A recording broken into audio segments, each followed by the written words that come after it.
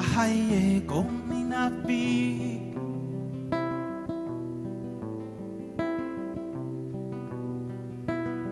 Ahaye yaro.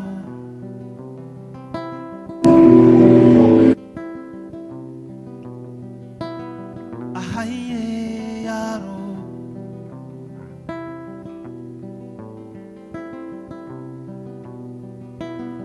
Ahaye wata tafi wata.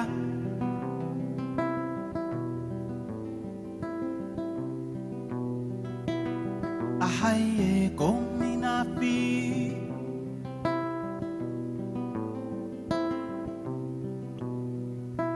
Yaro taho maza taho maza. Yaro taho maza muje gida. Yaro taho maza taho maza. Yaro taho maza muje gida. Ahaye yaro.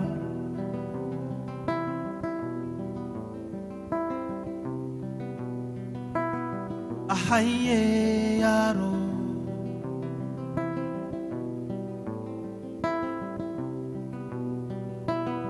Ahaye wata tafi wata.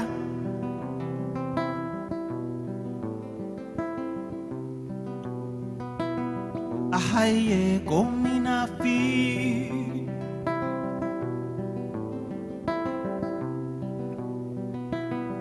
Ahaye wata tafi wata.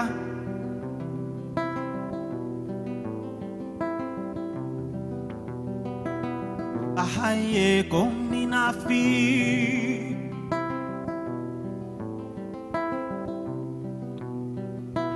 Yaro taho maza taho maza. Yaro taho maza muje gida. Yaro taho maza taho maza. Yaro taho maza muje gida.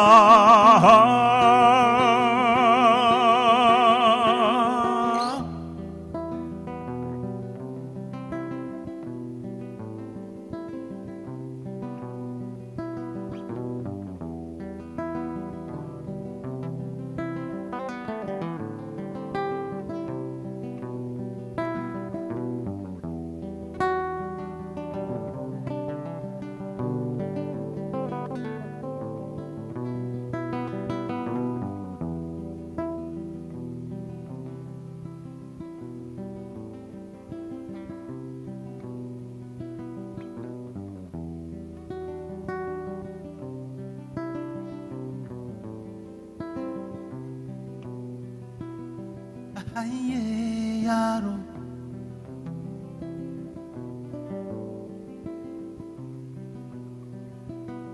Ahaye yaro.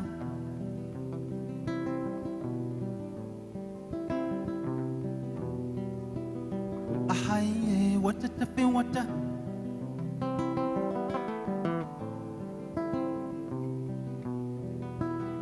Ahaye gominafi.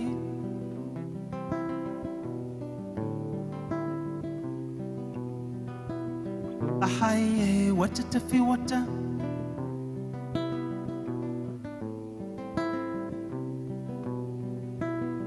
Ahaye gominafi.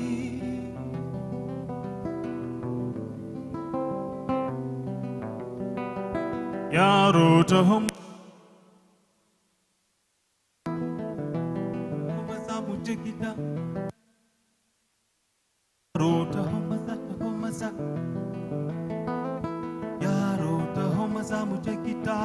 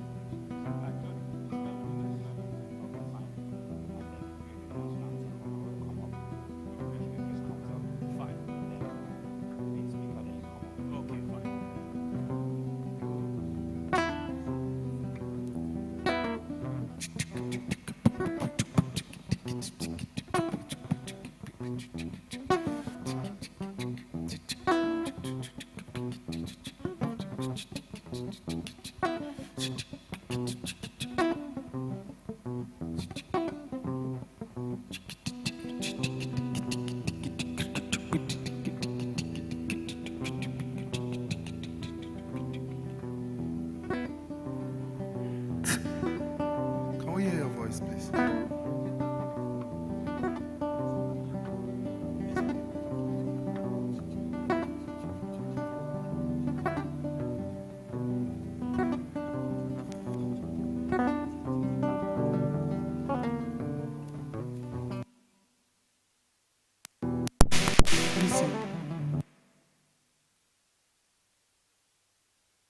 Good morning.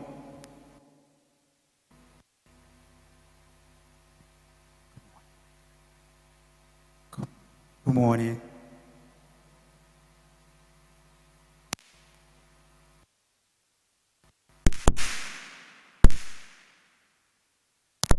Thank you. Thank you.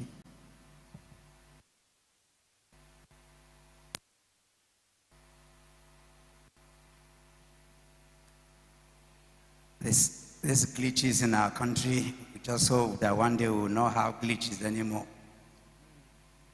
Glitches from INEC to the microphone to the boardrooms, glitches everywhere. May God deliver us from the spirit of glitches. It is glitches that has kept us here today. How many of you know that? If you are in this room, do you know what glitch is? You know what glitch is? Okay, for those who don't know, glitch, as I'm talking now, that's glitch. Then what happens here, you see the way you are feeling. In the INEC portal, when there is glitch, sometimes you see a file be uploaded. You see, a file can be uploaded, can be uploaded, different things rather than data. When you have glitch here, you see you're uncomfortable. When you have glitches in homes, marriages break, right? Yes, some glitches in the National Assembly, you have all kinds of harassment, plus the one you are thinking, sexual harassment, glitches everywhere. You know, but yes, glitch, oh God. What happens when we have glitches in the judiciary?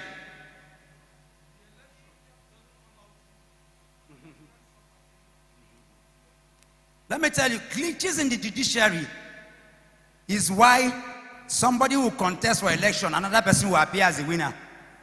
That's glitches in the judiciary. Glitches in the judiciary is when you can slap somebody here. You go and then they say that the person that you slapped is now the one that you put behind bar. Glitches, somebody somewhere around Adamawa, they came to his farm. How many of you heard the story of, is it Jackson? They came into his farm, marauded, spoiled his goods, chopped his corn and everything. They were going to kill him, and then he fought, and he killed the person. Today, he has been sentenced to what?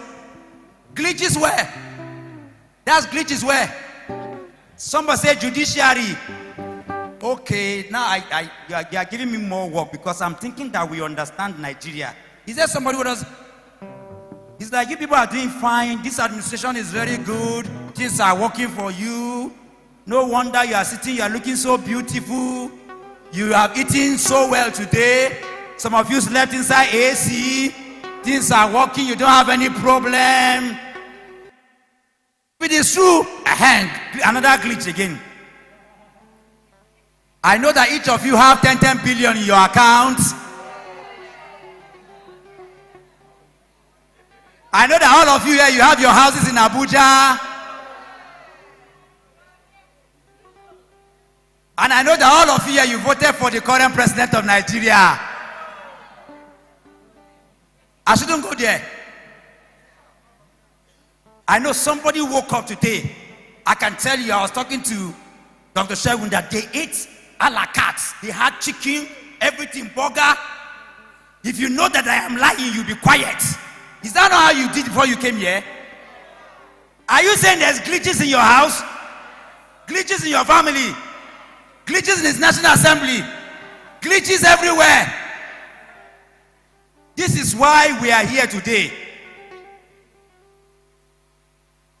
There is also glitches in the people who are working. How many of you know that Nigeria is the only country where when you finish doing contract, you finish your contract, and you have fulfilled everything that is required, and maybe they pay you 1 million naira, you go to the church or go to the mosque and go and be giving testimony. It is your work that you have done. You have finished, you work for 6 months or 1 month, you have delivered. Nigeria is the only place where you carry 2,000 naira and go to the malam. You give him malam, say, malam, take, and you collect bread. But you go home and go and give testimony. Hey, Dr. Mo, can you imagine? The malam actually gave me my bread. That is exactly how it is when you do a job and they pay you and you go and give testimony. Because there are glitches everywhere. People finish work, they don't get paid. It's what? Glitches. People have been on their way since morning. We're supposed to have 1,000 people here. But you know what? Why are they not here? Glitches. So be ready for a glitch, oh. Because we want to talk. Ultimately, people are working. We are here because there is the organized labor and there is the unorganized labor. Some of us belong to the unorganized labor. I've never worked for any government or anything in my life. So my life is an unorganized one. Where are those of you who are working the organized labor people? Where are you here? No, my father belongs to the organized labor. I belong to the unorganized labor. And my constituency here, I say I speak too much grammar this morning. Una dey here? My people una dey here? We will go school where they don't give us light una dey here? Dr. Shegun, I tell you they speak too much grammar today now. Now I don't connect with my people. How many of you away there like me will be saying now pothole now we enter all our life una dey here? Una dey now because I can't the one that say the people there no be my people. Where them go hire them from? Now I know say my people dey here. So we dey here now, Abi. You get people that don't say they go pay them 70,000 naira. They never see that 70,000 naira because glitches dey inside everywhere for Nigeria. May God heal us of spirit of glitches. May God remove glitches from INEC. May He remove glitches from the justice system. May He remove glitches from police. May He remove glitches from this auditorium. After we don't finish prayer, you know the next thing? Because me, I never see devil before for my eye. And I never see God koro. Because as I they look right now, the devil where they see now the person where they look. And the God where they see now the person where they look. No be so? So after we don't talk, say make we remove all glitches. You know the next thing we go do? Now we ourselves go carry ourselves, go remove that glitches because God no go come from heaven. And devil no go reappear to come remove that thing for. No be so? But lastly, as we continue in this journey, I want you to hear this. If you are here in this room right now, if you are here and you can hear me, I want you to know that you are the exception. I actually want to patronize you because I'll tell you something. The moment I decided that this meeting was going to hold, some people say that I have it on my phone. They say, Peter Obi don't give them money, don't give them 100 million. Some people therefore they say if they don't give them 10,000, they no will come this out. Say they must give them money. Because the moment Dr. Mo decided that this meeting was going to hold, he don't collect money from somewhere. Well, ladies and gentlemen, people are watching this from all over the world. Peter Obi has never given me money, ever. He has never given me 1 naira. People are watching from all over the world, and I said I was going to say it today. In 2024 alone, I traveled with Peter Obi to at least 17 states in America alone. Namide here, not 1 naira. So if you are here today and you decided to come,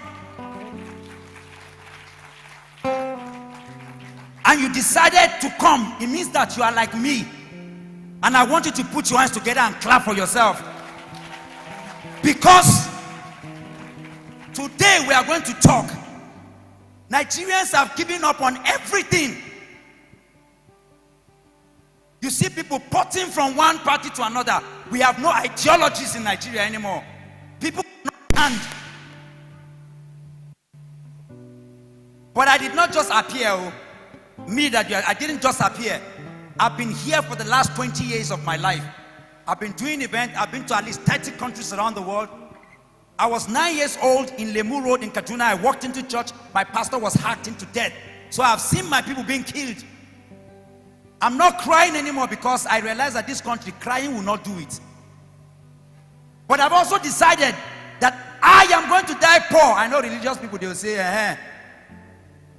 I said, it's a decision I've made. It's a choice I've made. Because I am not buyable, I am not bendable, and I'm not sellable.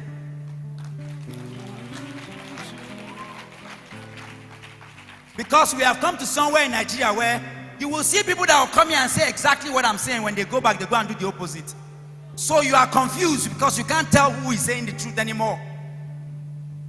When hunger wire you, you know, when you are feeling pain, the only thing you remember is the reality of the pain. But I'm a student of MLK, and I'm a student of the civil rights movement. I've been there many times. When I go to Atlanta, the first place I visit is to go to the Martin Luther King Center. When I go to Soweto, I visit Nelson Mandela's house, and I go through the entire history. You know why I do that? Because through the history, I discovered that it took 82 years of working before MLK was killed. They worked and built. If black Americans, if Obama can become president, don't you think it's easier? Do you know what it means to be people that were packed in chains as slaves, taken to another? Even up to today, as a black man in America, you are a second-class citizen. But today, if Obama can become president, if Oprah Winfrey, if Tyler Perry, if we can have billionaires in America today, sons of slaves, your papa, your mama, and then sell them out. Because 80% of the slaves came from the West African coast. They came from Nigeria. If they can rise to the top, how old is Nigeria? How old is Nigeria?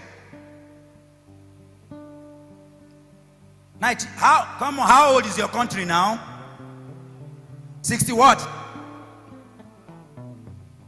If he took Mandela and the ANC movement 87 years before Mandela became president, Nigeria is not even what? 70 years old.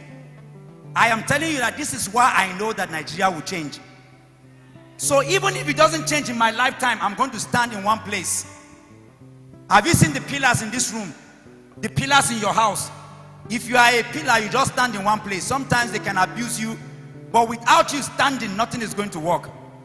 So for some of us, those who understand the values that I'm talking about, you are going to stand in one place. If you are in Labour Party, you will stand there. If you are in PDP, you will stand there. If you are in APC, you will stand there. How many of you know nothing is wrong with the APC? You know what is wrong with the APC? The people that are inside. If you remove all the people inside and you put us, APC is a clean party. Do you understand? Because it is a lack of that understanding. Nothing is wrong with PDP, nothing is wrong with Labour Party. What is wrong is the people that are what?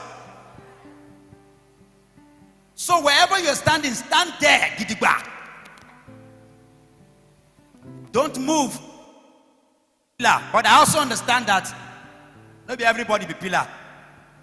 But today I'm here to speak to pillars. Somebody said, prominent figure in Nigeria, that poverty is not a crime. And I do agree that poverty is not a crime. But the weaponization of poverty is where the issue is. And the elites, including the person who said that, they've perfected how to weaponize poverty. Because less than 5% of Nigerians are keeping the entire Nigeria. And that's where the issue is. So today, I want you to sit tight, because not only are we going to have a fruitful celebration and a good time, I'm just taking all this time to talk so that I can reduce the glitches when the real people come out. But I can see that the glitches is already going out. As we move on, we're going to talk about very serious things, and I want you to pay attention. Certain things you would understand, other things you will not understand, but it's good for you to just hear them. And today, I'd like to especially welcome each and every one of you to this Mayday, Mayday 2025.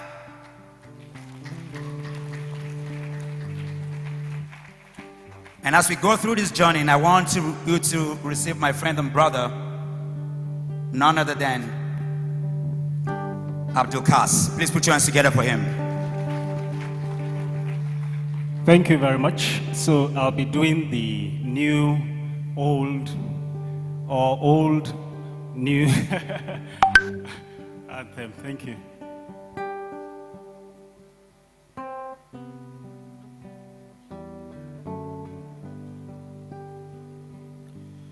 Nigeria, we hail thee, on their native land, though tribe and tongue may differ, in brotherhood we stand. Nigerians all are proud to serve our sovereign motherland.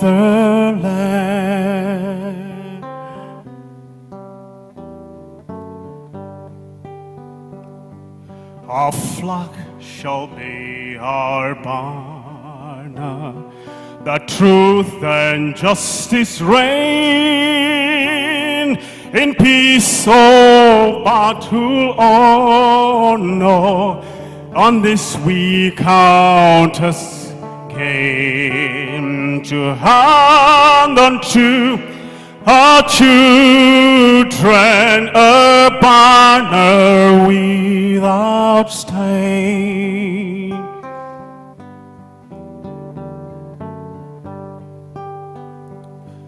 O God of all creation, grant us this one request. Help us to build a nation where no one is oppressed. And so with peace and plenty, Nigeria may be blessed.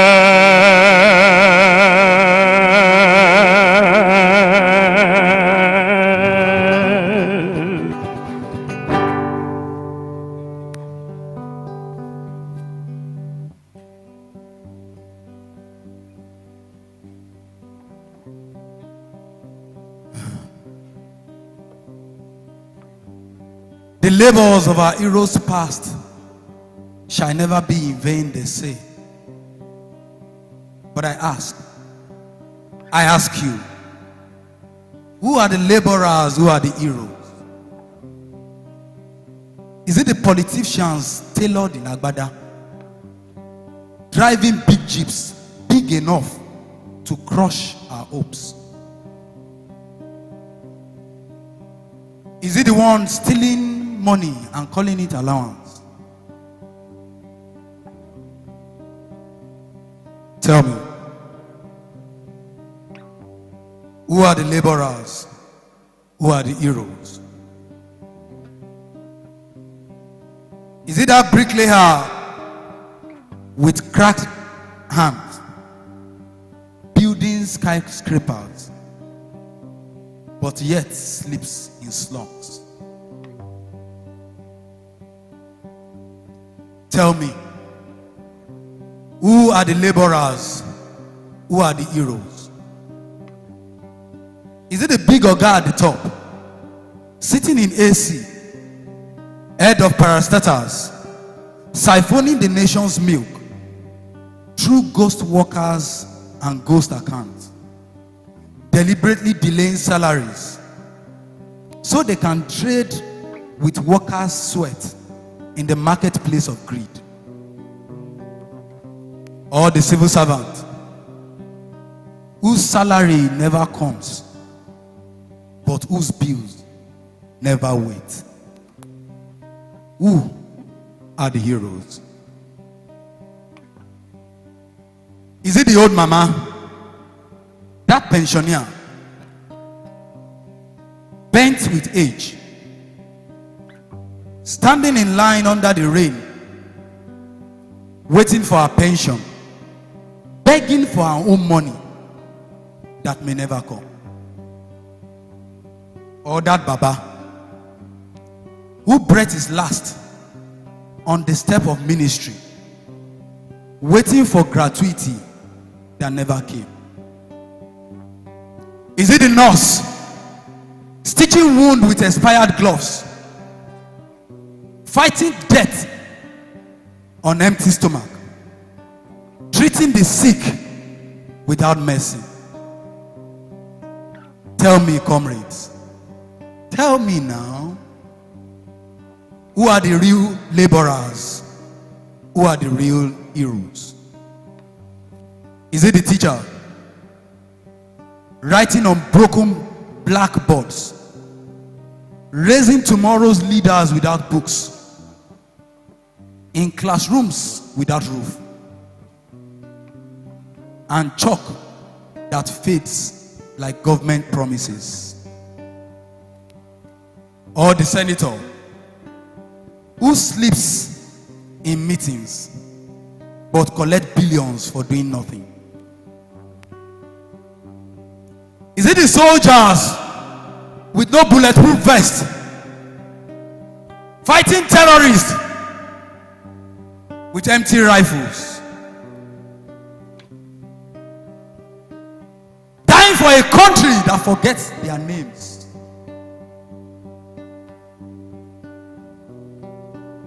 Tell me, is it the generals counting billions, profiting from wars they never fight, while soldiers fall like dry leaves in forest, echoing with gunshots and silence?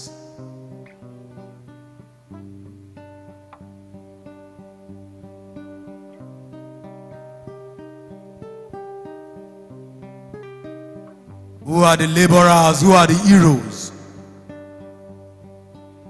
Are the heroes the farmers whose blood waters the soil because bullets found them before the harvest? Or the government turning our farmland into graveyards? Is it the man whose take-home pay cannot take him halfway home, whose children cry for school fees, while snakes and monkeys swallows our future in government offices? Is it that useless looter who has stolen so much he pays school fees for children in private school? He even pays for children yet unborn, while public school rots like mangoes in Harmattan. You tell me now.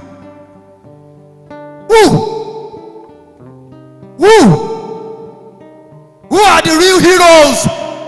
Who are the laborers?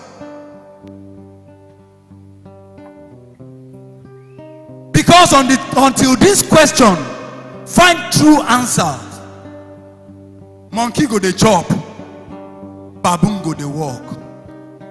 Baboon, monkey go dey walk, baboon go dey chop.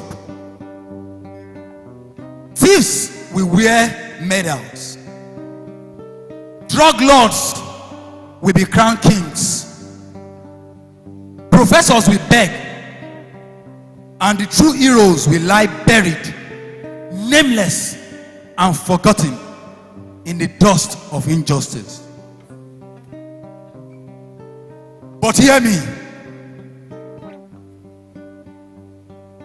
Hear me today, Nigerians. Hear me, you unorganized laborers and organized labor.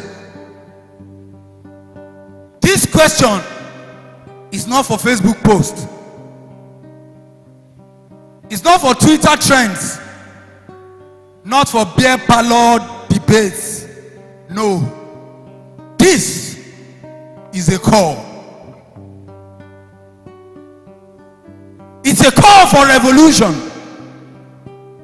A call for action. Not of gun, but of thumb.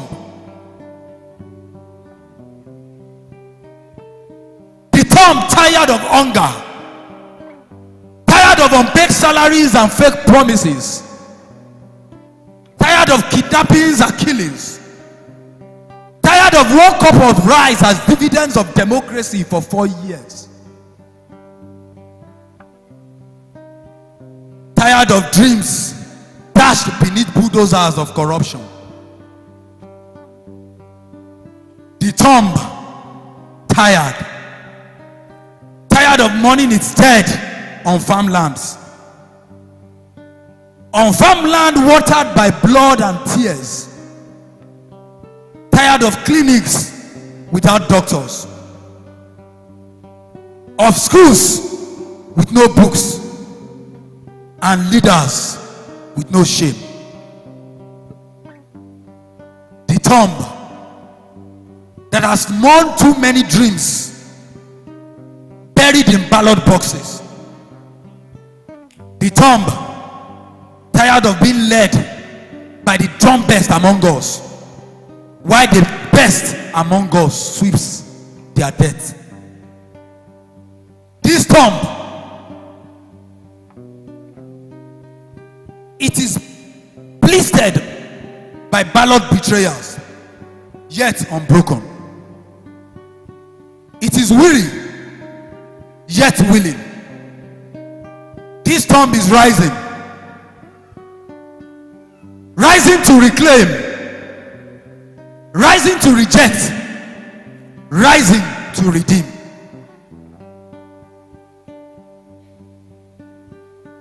This tomb will no longer clap for thieves. It will no longer kneel for liars.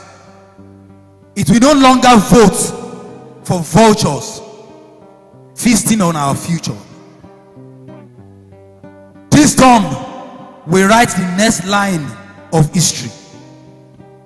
It will stand and crown true laborers as heroes. And this time, it will be just, it will be true, and it will be ours. This time, the true laborers will be the true heroes. Thank you, and God bless Nigeria.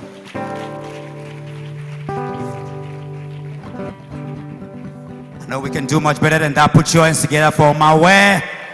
Thank you. Right now, as we proceed, I want to welcome a mother, a senator, a former minister, but right now the acting chairman of the Labour Party in Nigeria, Senator Ninad Usman, PhD. Please put your hands together and welcome our mother. Is that the way you want to welcome our chairman? Whichever way, Mom, is good.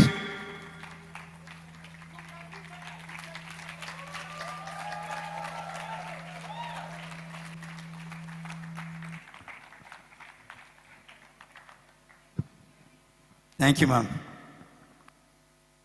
Thank you very much. My brothers and sisters, sons and daughters, distinguished ladies and gentlemen. It is with great honor that I am here today, because any issue that has to do with the worker, I take it very personal, because it is very important. If you look at the motto of the Nigerian Labour Congress, it says, labor creates wealth. We create the wealth of Nigeria.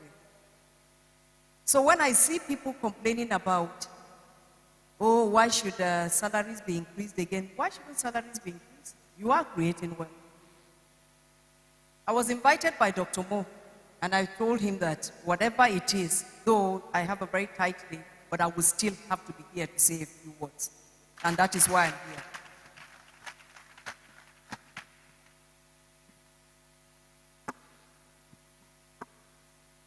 Fellow workers,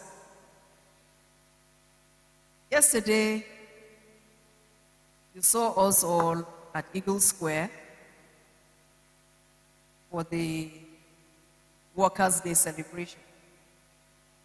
For me, it came out as being a time when we should say it's a call for action. I thank Mayway for my way. Thank you so much for everything you said. Indeed, it's a time for action. So yesterday when I sat in Eagle Square, looking at workers, looking at the whole scenario, what came to my mind was, is this how we are going to continue? But anyway, it is a call to action. It is a moment to reaffirm our sacred commitment to the millions who build on construction sites, who teach in dilapidated schools, who work in hospitals that have no medicines, no electricity, and those who are in the security agencies to protect lives and properties. And also people, those of us who are in the power sector to power this nation. All of us, it is with our sweat and our sacrifice that this nation is being developed. So today, I speak to you not just as acting chairman of the Labour Party, but as one of you who knows your hardship, shares your hope. And what is that hope? I believe all of us, our hope here is a Nigeria where labor is not exploited, but exalted. A Nigeria where dignity, where the dignity of work is matched by the dignity of life.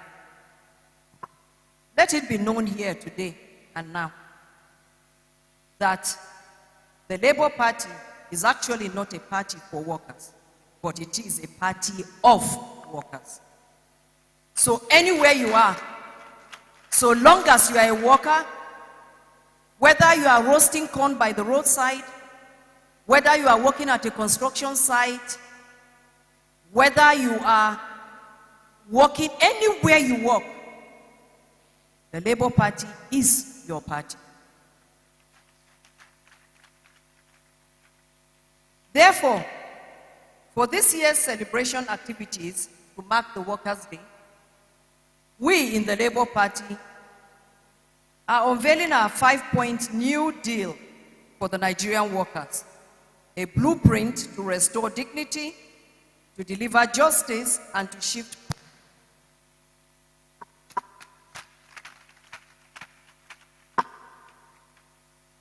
Number one of these 5 things is the worker needs to be paid a living wage, not a starvation salary. It is a national disgrace that Nigerians work full-time and still go to bed hungry. It is really sad. This must end. We will deliver a federally guaranteed, inflation-adjusted living wage, one that reflects the true cost of living, not political convenience. No more symbolic gestures, no more backroom deals. The Nigerian workers deserve real income, not insults. Remember once more, our motto for the NLC is labor creates wealth. So we cannot be creating wealth and we are going to bed hungry. We cannot be creating wealth and just before the program started. And I told him, I said, the way the policies, the present economic policies of this country are, most of us have been impoverished, like almost everything you earned or you had,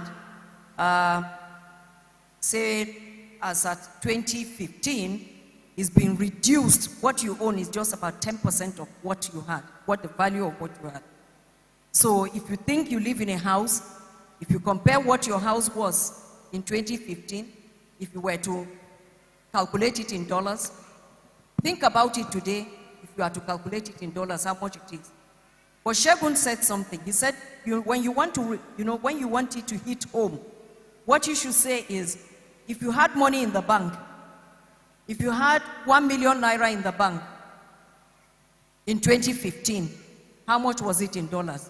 that same 1 million in the bank today, how much is it in dollars? When you do that calculation, then you will know, it will hit home. You will know that almost everything has been eroded. The second is labor rights are human rights.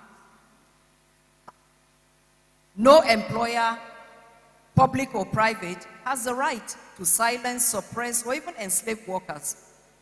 Under a Labour Party government, we will make sure that we criminalize exploitative outsourcing and contract slavery. We will also protect the right to unionize, protest, and negotiate without fear. Anybody, if you want to belong to any union, you should be free to belong to any union. If you want to go on protest, you should be allowed to go and protest. If you want to negotiate, you should be able to do that without any fear. Your rights are not negotiable. They are constitutional. Number 3, health and housing as non-negotiable essentials. No worker should die because he or she cannot afford a hospital. No pensioner should sleep under the bridge. It is not acceptable. Therefore, we, as Labour Party, we always say, and we will keep saying, that we will ensure, if given a chance by Nigerians, we will ensure that universal basic health care to all Nigerian workers is made available. There must be affordable housing schemes tailored for civil servants, teachers, artisans, and everyone in the informal sector who is working to make a living. There are so many people, no matter how menial what they will do is, they would rather do it than commit a crime. For such people, they need encouragement. They need to be provided for in whatever way the government can by having the appropriate policies on ground. Labour built this country. It must not be left homeless or helpless. No laborer, no member, whether in the formal or informal sector, no one should be left homeless or helpless. Number 4, job security, not job scars. Workers are not disposable. We will therefore reward retention and penalize exploitation. We will formalize the informal economy, giving artisans, market women, gig workers access to credit, training, and legal protection, so that everyone feels that he belongs. Nigeria is rich enough a country to have policies put in place that will protect everyone, so that you don't go to bed hungry. In Nigeria, we don't have any welfare system to say that government pays if you don't have a job while you are in between jobs, government can pay you welfare. We don't have anything like that. But the government can afford it. Nigeria is a rich country. If only we will reduce corruption, trim down government, reduce wastages, cut down the cost of government, it can go round. Some people have what they don't need, while others need a little and they can't have it. It's not right. We must, as a government, begin, if given a chance, if Labour Party is given a chance, we must create jobs by investing in local production. You often hear Peter Obi saying that we must move from consumption to production. He knows what he's saying. Number 5, Labour must sit at the table with power to negotiate. It is time for the working class to move from the margins to the center. It is time for the working class to influence national economic policies. It is also time for the working class to enforce labor law compliance. We ourselves, we must do it ourselves at some point. If We are waiting for people to do it for us and they can't do it. We have to do it ourselves. But just like Omawe said, not with a gun, no. With our mouth, we will talk. We can come together and we will have to be listened to. In closing, on behalf of the Labour Party, we make this pledge before the people and before history that Nigerian workers will no longer be used and discarded. That we will rebuild this nation from protest to policy, from sweat to sovereignty, from passion to power. We must rise up, we must organize, and we will win if we do that. May the Lord continue to bless each and every one of us. Just as you came here, I know it's a sacrifice. Dr. Mo said it, for everyone I see here, I know you sacrifice time and money to come here. Not because you were paid to come. So just as you came safely, may God take each and every one of you back home safely. And I believe that in the not too distant future, we'll have every cause to jubilate and to glorify God. Thank you. God bless you all.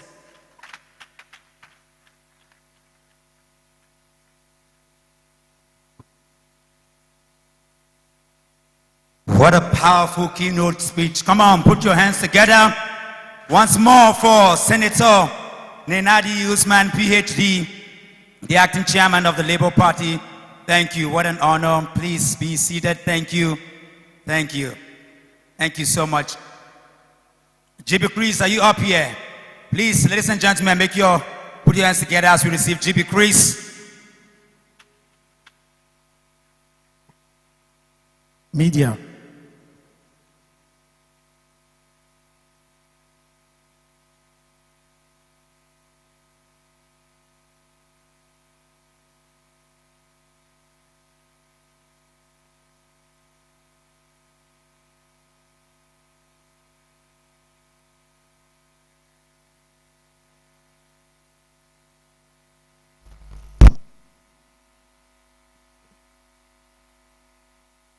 Okay, before the media comes up, you know, the truth about it is that if this country is going to change, you and I will have to take responsibility for making it what we want it to be.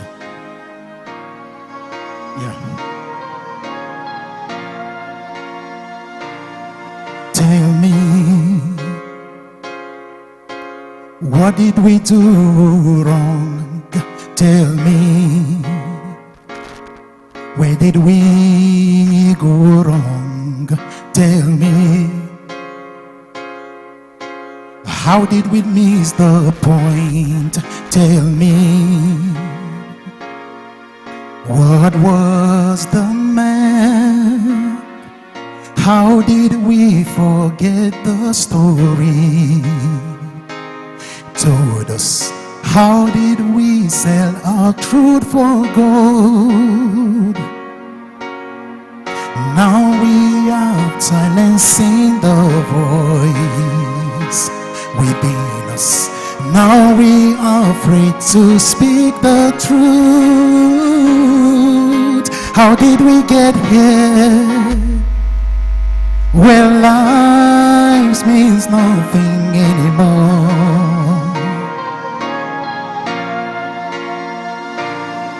How did we get here?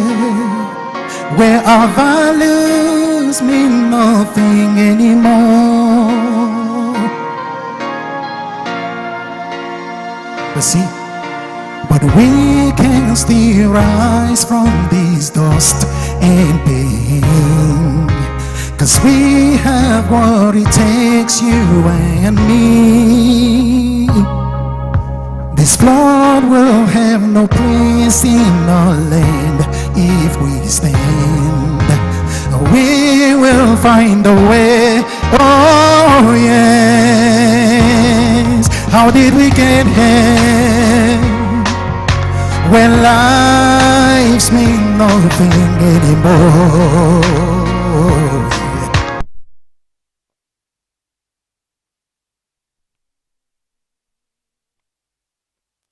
Our values values mean nothing anymore. Yeah, how did we get here when lives mean nothing anymore? Somebody tell me, how did we get here? Hey, how did we get here where our values mean nothing anymore? Yeah, how did we get here?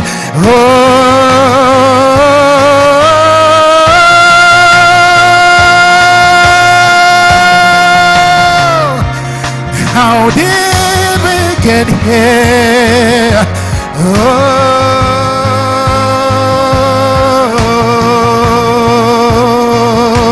yeah.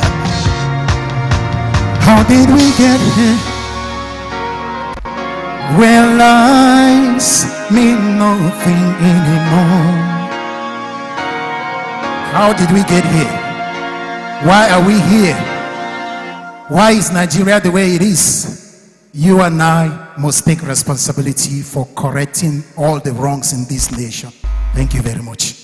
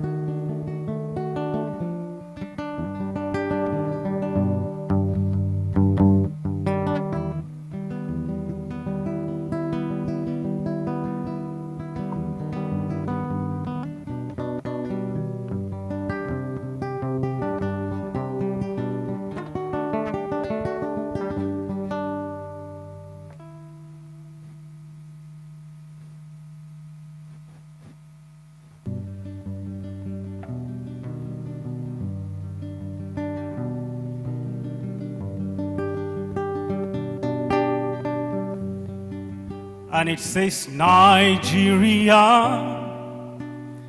our beloved country. How many of us know that song?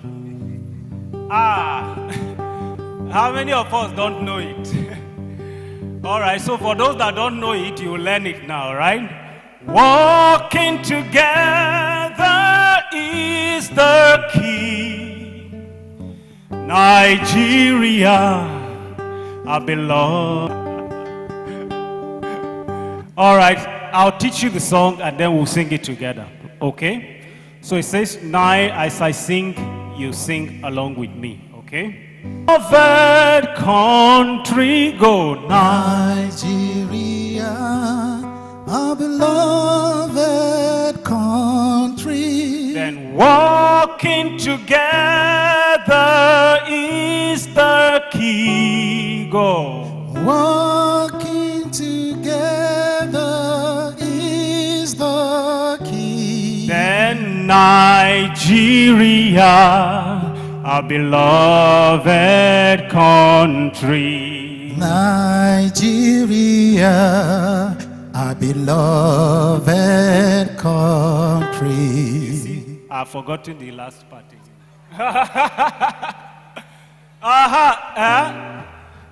Our future is you and me, okay? So our future is you and me. Let's go. Our future is you and me. So now let's go. Nigeria, beloved country, walking together is the key. Nigeria, our beloved country, our future is you and me.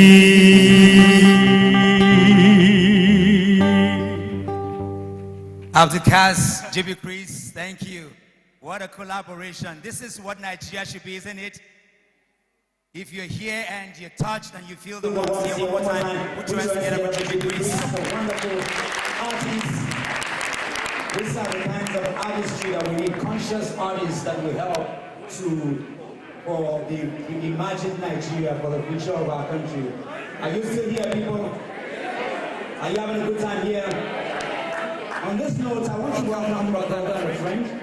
We're just going to go in some sessions of not more than 10 minutes each for our guests here today. So I need you to strap in your guests ready as we move on. If you go through the flyer, we have a lot of people who will be speaking to us today. We talked about purpose, we talked about power, and we talked about patriotism. I wouldn't say much about who he is, but he's somebody that I've known way back, more than 2 decades. And we've done quite a number of things together around the country. He's a very patriotic Nigerian. He teaches us what it means to be patriotic. And he's going to help us connect certain values here today, especially with who we are, where we're going, and also what should the creative people be doing right now at this time where we are almost at the bottom in every facet of our country. Ladies and gentlemen, he's a Nigerian icon, a brother and a friend. He's none other than Dike Chukwumerije. Please put your hands together. As we receive him, I know you can do better than that. Come on, young people, make some noise!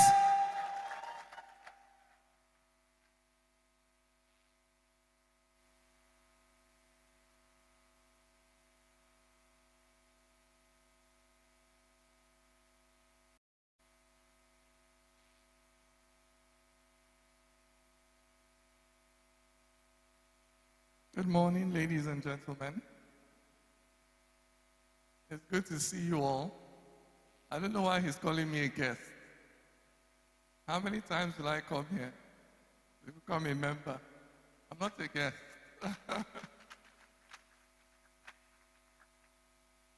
Mayday, Mayday.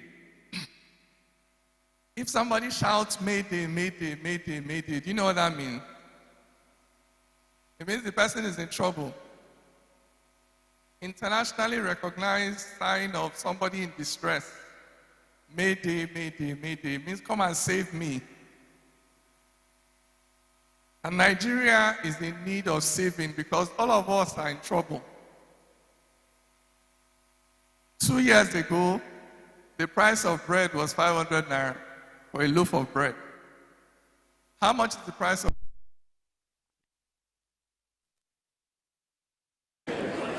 Me, I have 4 children. So bread alone is killing me. Just bread. The other day, my daughter was asking me that she does not see cornflakes again. I told her, but Gary, if you want to drink anything, you'll be drinking Gary from now. Because cornflakes is killing me. Milk. What about school fees? Is anybody here paying school fees? What do you want from government? You that is sitting down here. If President Tinubu should come here now and ask you, what do you want from me? What would you tell him?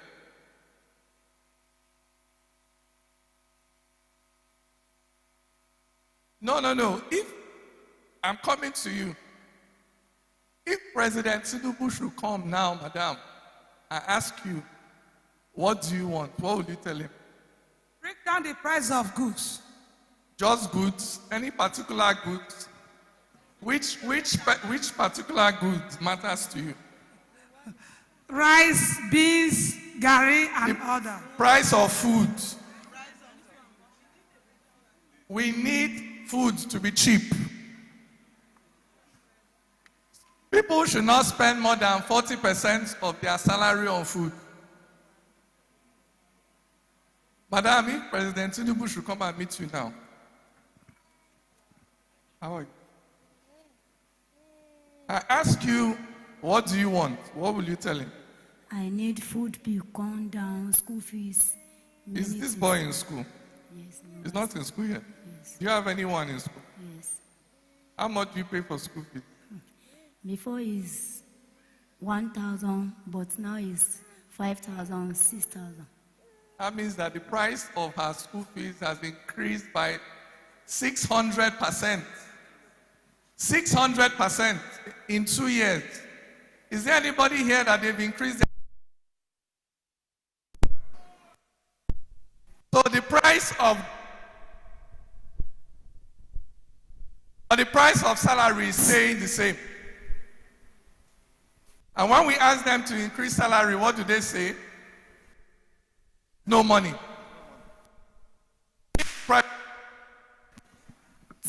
There is money for convoy. There is money for buying your 5th house. But there is no money to pay salary for Nigerian workers. We are not asking for, we are asking for food to eat and can't give. I know many people here don't understand how bad things are. Nigeria's inflation is 24%. Let me tell you.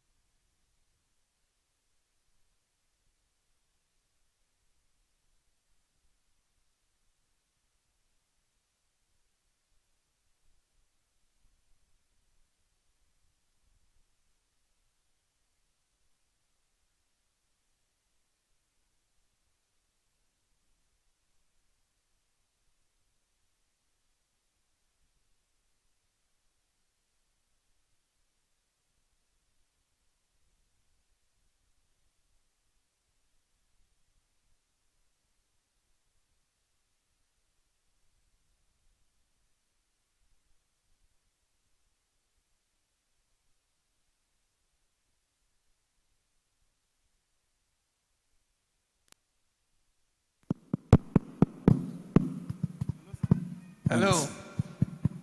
Sorry, okay. I could not speak without the mic because I've not eaten food this morning. Okay. You have to eat first before you can shout. Yeah, right, sir. So I was saying that Nigeria's inflation today is very high. 24 to 5%. What that means is that the pricing of the thing that you are paying for today, every 3 years will double. So if the price of bread is 2,000 naira today, by 2028, the price of bread will be 4,000 naira. If today you're paying 5,000 naira as your school fees, at this inflation rate, by 2028, you'll be paying 15,000 naira as your school fees. So the only way you can live the same life you are living today by 2028 is if your salary doubles by 2028, which is not possible. It won't happen. So we are going to be getting poorer and poorer and poorer and poorer. And our current politicians want us to get poorer and poorer and poorer and poorer. So that when the time for election comes, when they give you 25 kg rice, your brain will stop working. When they give you 1 gallon of vegetable oil, your brain will stop working. But there is no money, there is no food, there is no contract they can give you for your votes that will last you for 4 years. The only thing that can keep you for 4 years is a job that pays you well. And the only way you can have a job that pays you well is if you have politicians that care about your household economy. What are the things that you spend money on every day in your house? Food, transportation, healthcare, school fees. Any government policy that is not reducing the cost of this thing for you is a bad policy. Any government that does not care about the price of food, of healthcare, of education, of transportation, is a government that does not care for the people. And that is the kind of government we have today.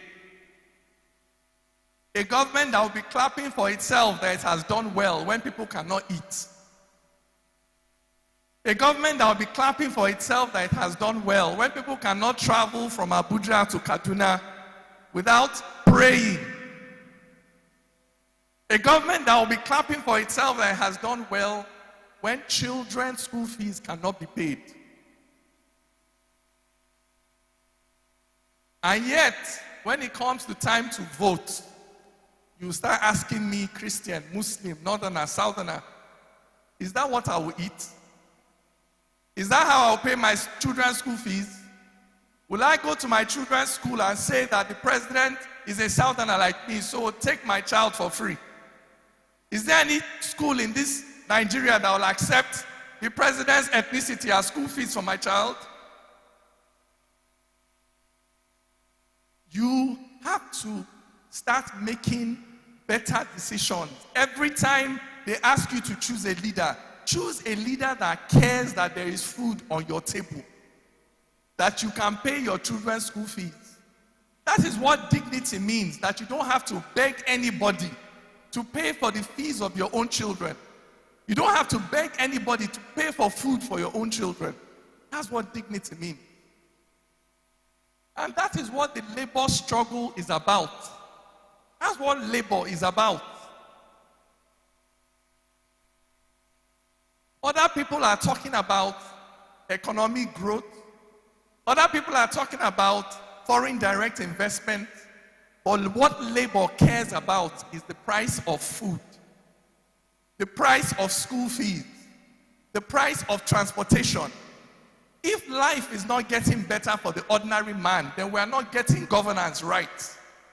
It does not matter how many foreigners are coming to invest in Nigeria. If Nigerians are dying of hunger, we are not getting governance right. It does not matter how much the government is telling us that the economy is growing. If I cannot afford transportation to my workplace is taking my whole salary, governance is wrong. That is the perspective of Labour. Labour cares about the household economy. What is going on between Mama and Papa, our budget? Is it enough to pay for everything we need to live a life of dignity? That is why I don't stand up and clap when a politician enters the room. What am I clapping for? If you hire a gate man and when you come back from work, the gate man is sleeping. You come back the next day, the gate man is sleeping. You come back the third day, they've entered your house and carried all your things, the gate man was sleeping. Will you start clapping for the gate man when you see him passing? That's what government is our gate man. That is what the president is. The president is your gate man. He is there to ensure that kidnappers can't find you. He is there to keep you safe from armed robbers. He is there to ensure that the price of bread is 500 naira so you can feed your children without having to beg strangers on the street. If the president is not doing his job, what are you standing up clapping for him for? This is our struggle. This is what we are fighting for. So that we can live lives of dignity. And stop all of us, everybody jackpying, to go and be scrubbing toilets in another person's country. Because in your country, you can't afford the price of bread. This is what our struggle is about. A better life for ordinary Nigerians. And let me tell you something. It is a struggle. It's not a one-day fight. It's not a one-election fight. On average, before you can struggle and get what you are looking for, it will take you 80 years. Did you people hear me? On average, 80 years of struggle.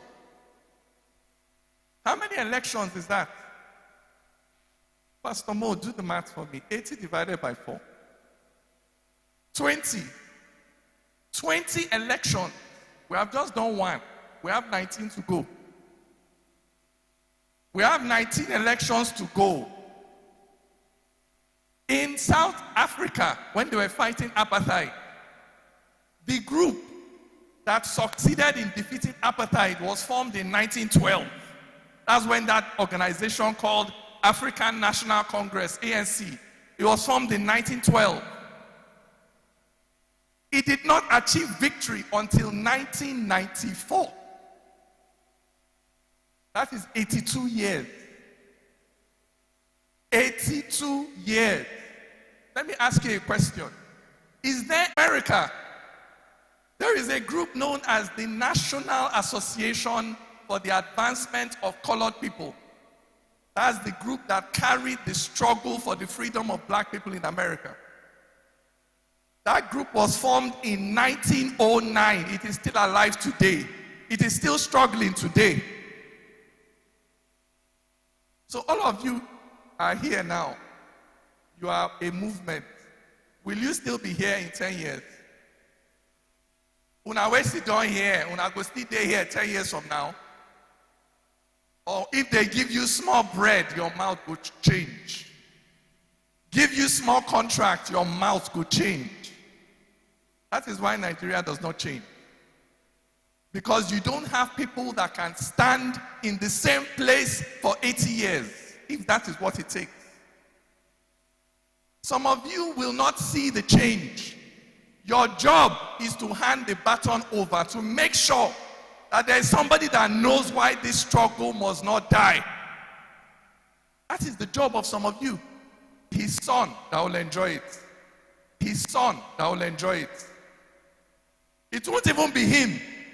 One day, we will live in a country where by the time you pay for food, pay for rent, pay for transportation, pay for your light and water, 50% of your salary will still be in your pocket.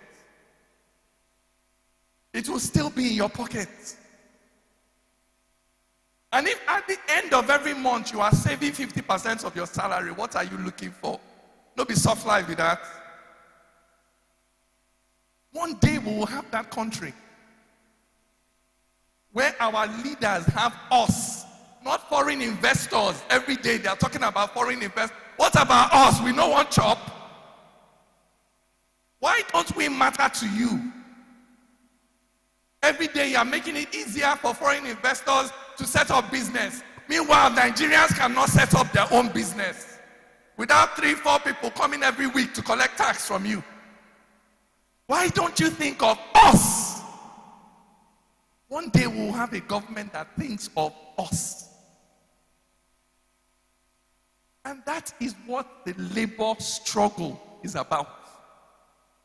So I encourage all of you to stay the course. Don't give up. Don't allow them to buy your loyalty. Don't sell your heritage for a bowl of porridge. For the sake of this little boy and his children, let us continue to struggle. Thank you.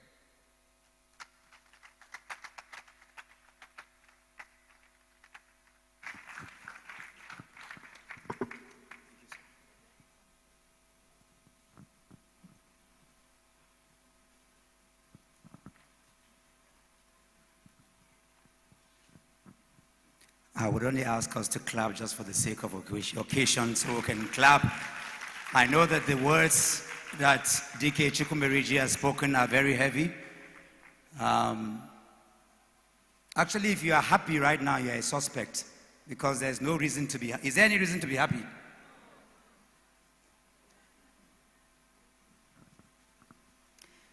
But like Nigeria, even when we suffer, we still smile and fight, because that's something that keeps us going. So even after talking like this, I'm smiling. But I'm not smiling, no, but I'm smiling. You know what I'm talking about.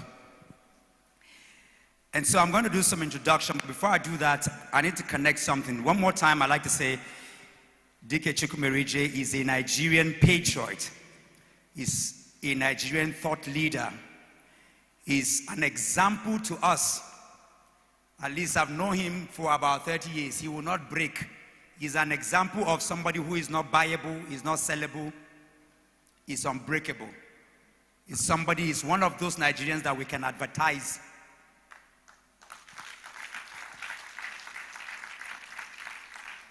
And we pray for people like him to become the president of Nigeria.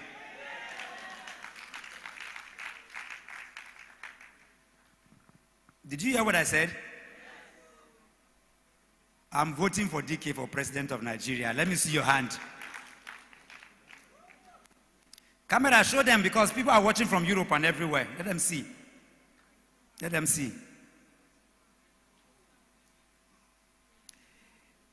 Thank you. I'm going to say some things now. I know that I usually get in trouble, and it's okay. Because in a meeting like this, when DK came up, he said, when you hear Mayday, Mayday, it means what?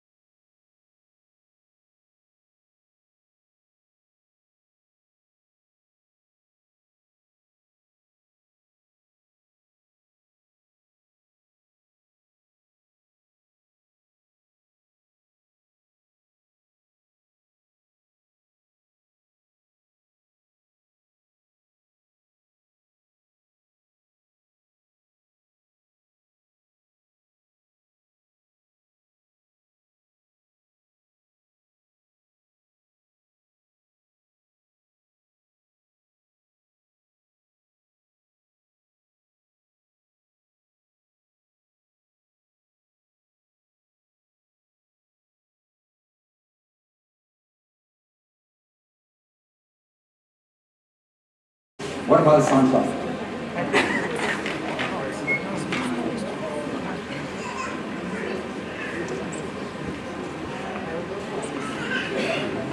How many of you have been looking for an opportunity to ask your senator a question? Let me see your hand.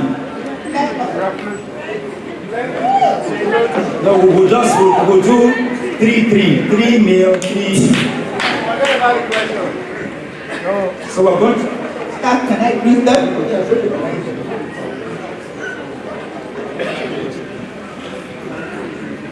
Before you speak, you are our only senator, so we're not joking with you. Are we? Will the soundtrack here?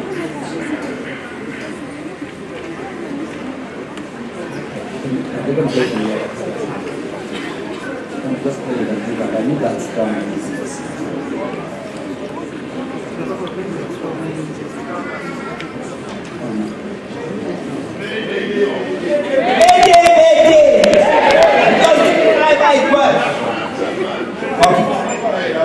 Mayday, mayday.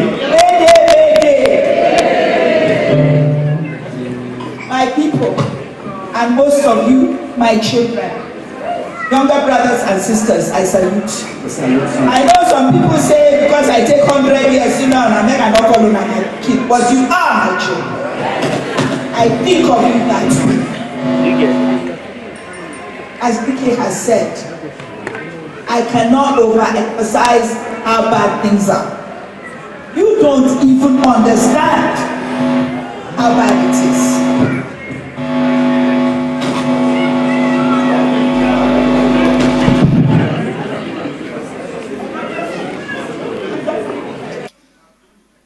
But one of the things I want to say, let me first start off by saying, you, my constituency, and then my inner constituency.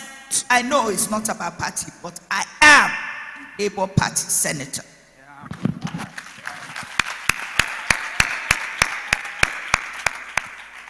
I first want to complain, and I say that at every forum I go to, I am upset.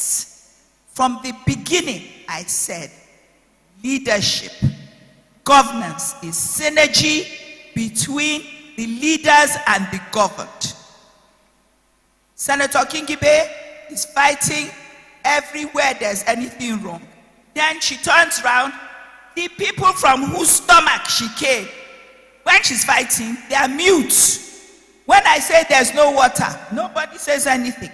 There's no security, nobody says anything. I expect people to resonate my voice loudly. You help. Then the youth, because you are the one suffering. When I say there's water, Senator Kingibe has a borehole in her house, has had one for 25 years. I have water. I know you don't. I have armed guards. You don't. This country belongs to you, the youth. Own it, but you have not owned it.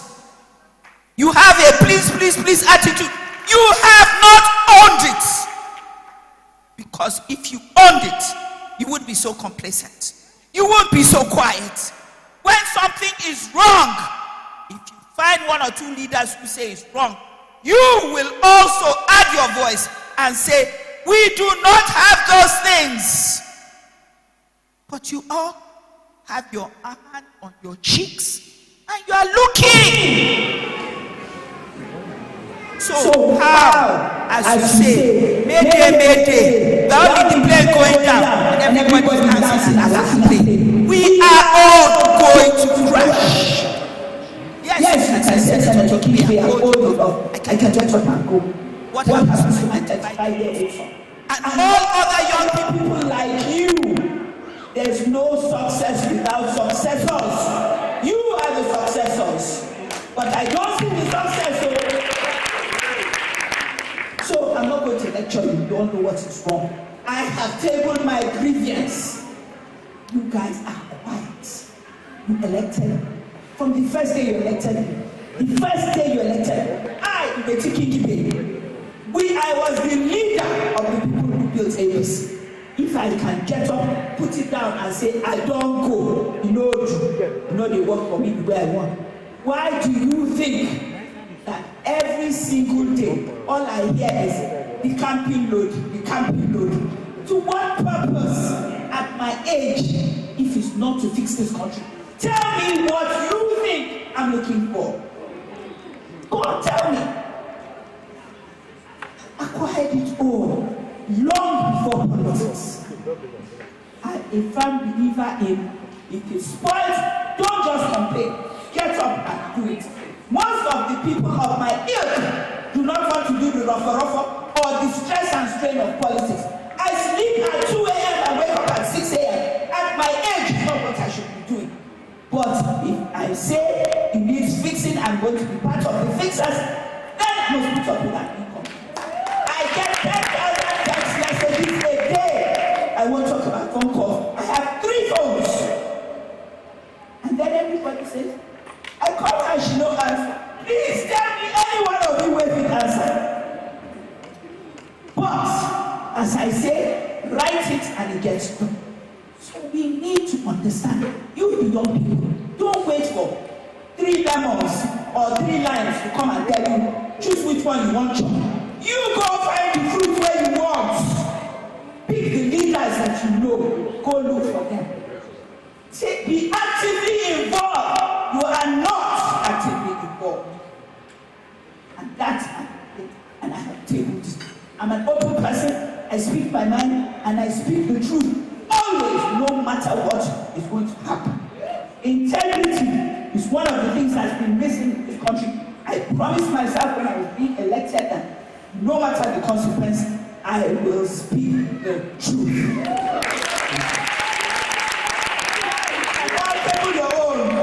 Yes, for yours. Before I ask, Mom, we hear you.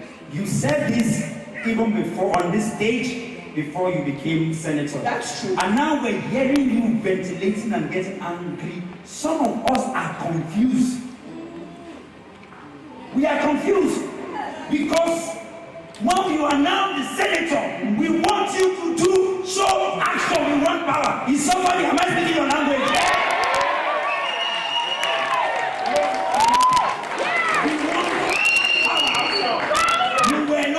Before on this day. Now you are senator. Mom is still speaking the same language. What?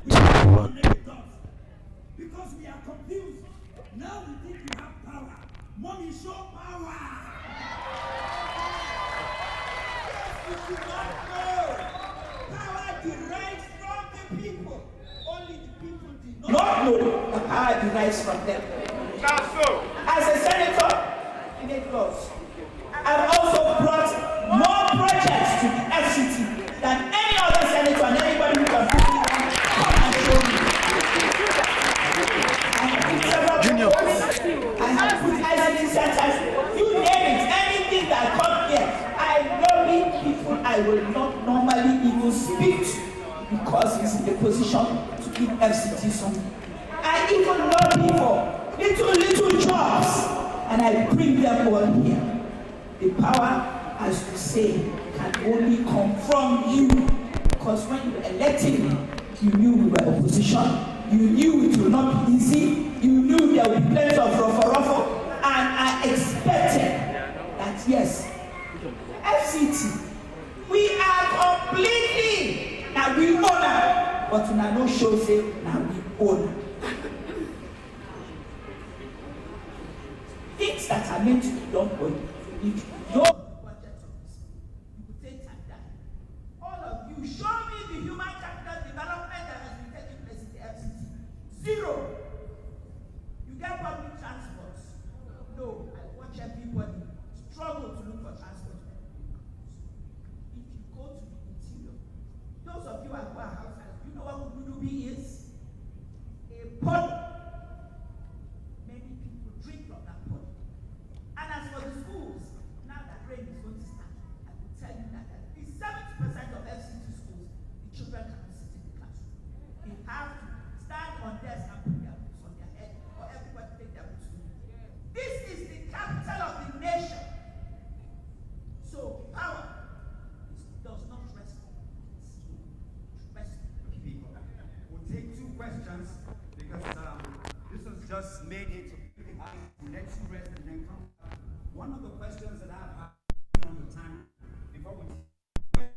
come back.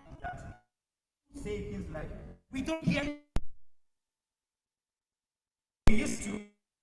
There's a problem. Why can't you just get up and shout and break the government and let us see the power?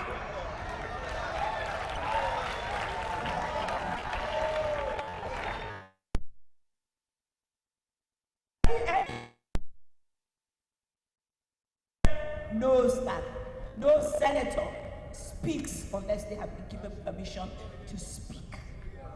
And me, I speak more than even the opposition men. How many of them have you heard? But they're not given permission.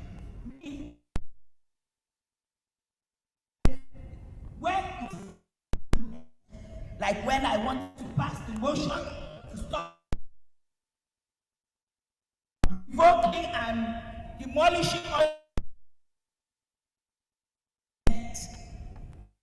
I have been saying I needed the Senate to command me not to do so. On that day, we did the rougher.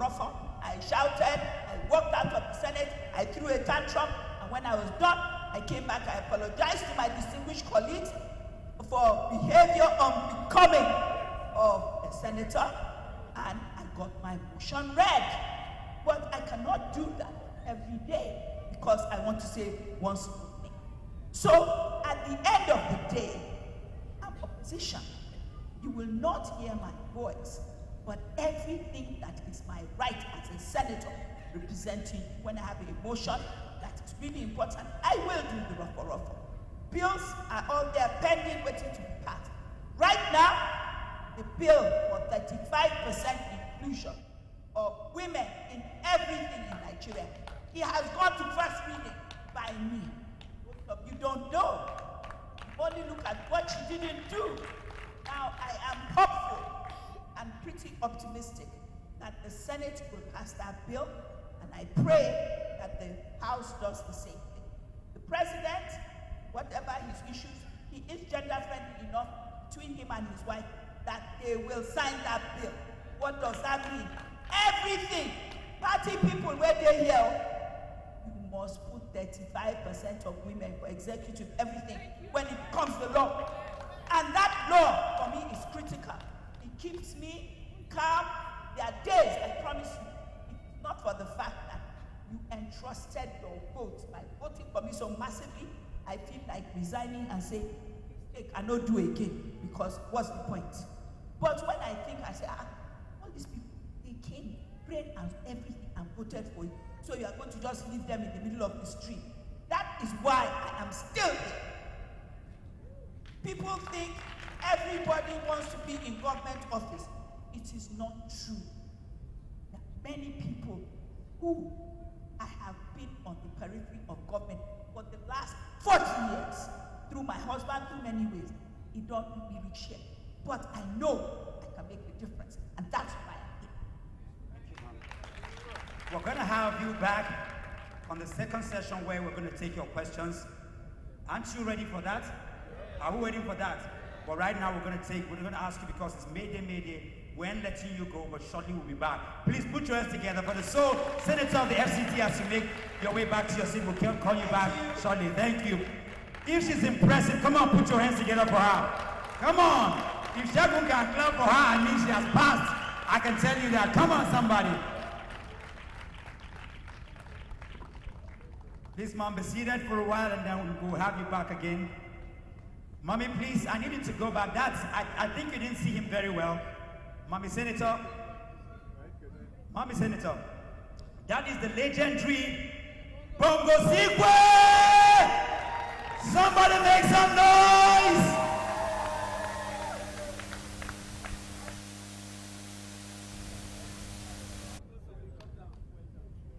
Daddy Bongo Sikwe, it's so good to see you here to grace occasion.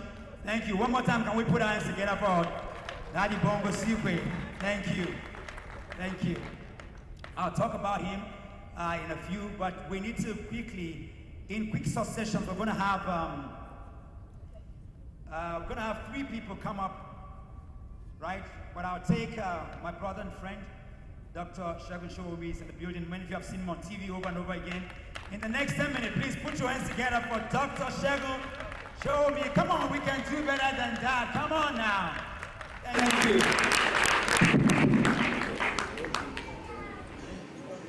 You know, if I had missed this event, I would not have forgiven my. Now, good evening, ladies and gentlemen. Look, okay, it's still morning. Okay, good afternoon, actually, Pastor. My name is Aisha Yesufu. You all know that I'm a PDP man, without a doubt. But for some times now, a couple of years actually, I've been asking myself, where would we get the energy to cause the type of change we want in the country? And the first person I went to was President Lula of Brazil, because he is the leader of a country that was on the same level with us, built significantly by Africans, and also a party that is similar to the Labour Party. The Brazilian Workers' Party is the leading party in Brazil. I wanted to ask you, how do you guys in Brazil seem to be able to solve all the problems that bedevil us? And yet, are you people happy that we have a shared humanity and we will just be clapping for you while your nations are making progress? You can feed, you can do all things, and we're going to be here? Do you forget the burden of debt you owe us as Africans? Because you know and we know that the foundation of everything your country is built on is by our people, Africans who came there. And even now, here, one of your big environment is predominantly made up by our people. Does nothing move in your body watching us struggle so much? You know what he said?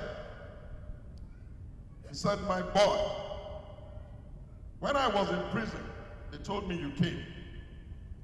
And true, I did go. But they didn't give me the permission on time. But I insisted that they should tell you to go to Venezuela and have a meeting with all the leftist political parties in the world. I'm happy you were able to get there. And I also insisted that you come back if I run for president and watch how I am going to campaign in Sao Paulo. Now you are here. What have you seen? That's what I want to share with you. Do not be deceived. The future is with you people. You know, I'm a PDP man. The future is Labour Party. We will not pretend about that. That's the future. Now listen to the second one. The closest to anything that resembles a disruption of the system for the emancipation of the Nigerian people is Peter Obi. Make no mistake about it. What I have myself with, and burdened myself with, is how to ensure that before he gets to, how do we make him win? You know why? Because I don't even see any replacement in the horizon. Every damn one is fake. Listen to me. Every damn one of them is a fake. I know Peter to the bedroom, and I can tell with every mistake, criticism, whatever you throw in, you guys are attention. Every criticism you throw in, Peter Obi is very authentic. What the next thing? So you know how authentic he is. I said, Peter, I want you to be president for two reasons. Not just for many reasons. And he said, okay, what are my own reason for wanting to be president? I said, I take it extremely serious that this nation called the Federal Republic of Nigeria received its article of independence by three brothers. One representing the western region of Afemi Awolowo, one representing the eastern region, Nnamdi Azikiwe, one representing the northern region of Abalewa, and I am uncomfortable that we are running a country where we are passing the baton between two sections and the third leg is waiting for what? And that until we are able to cause somebody from the third leg into power, we will never settle to become the one Nigeria we desire to be. Why? Because what do I tell your sons? What do I tell your daughters? As the reason why it is easy for a Yoruba man to be manipulated into power, it is easy for a Fulani or Hausa man to be manipulated into power, and the children of Nnamdi Azikiwe will sit down and just accept this nonsense. He sat down. I said, but the second reason, we cannot pretend that we don't have problems in this country. I know that the frugal lifestyle you live is deliberate to send the message. And then he picked the phone and told me. He said, Shagun, many years ago, I was not interested in politics. I had gone to a seminar in America, one of the business schools. The man who founded the business school, I can't remember his name now because it's a story, not mine, was about to finish the very last training session. And so he said he went there, paid and was there. He was a private man. And the hall was full with people from all over the world. And when the lecturer kept talking about fundamentals of this, fundamentals of that, he realized that not a single word was made about anywhere in Africa, not to talk of Nigeria. So at one of the breakout sessions, he told the man, sir, we are a very populous people too in Africa. We have a lot of mineral resources. We know our own rich history, and yet you are talking about what is going to impact the world, and you have not even mentioned any African country once. The man said to him, what's your name?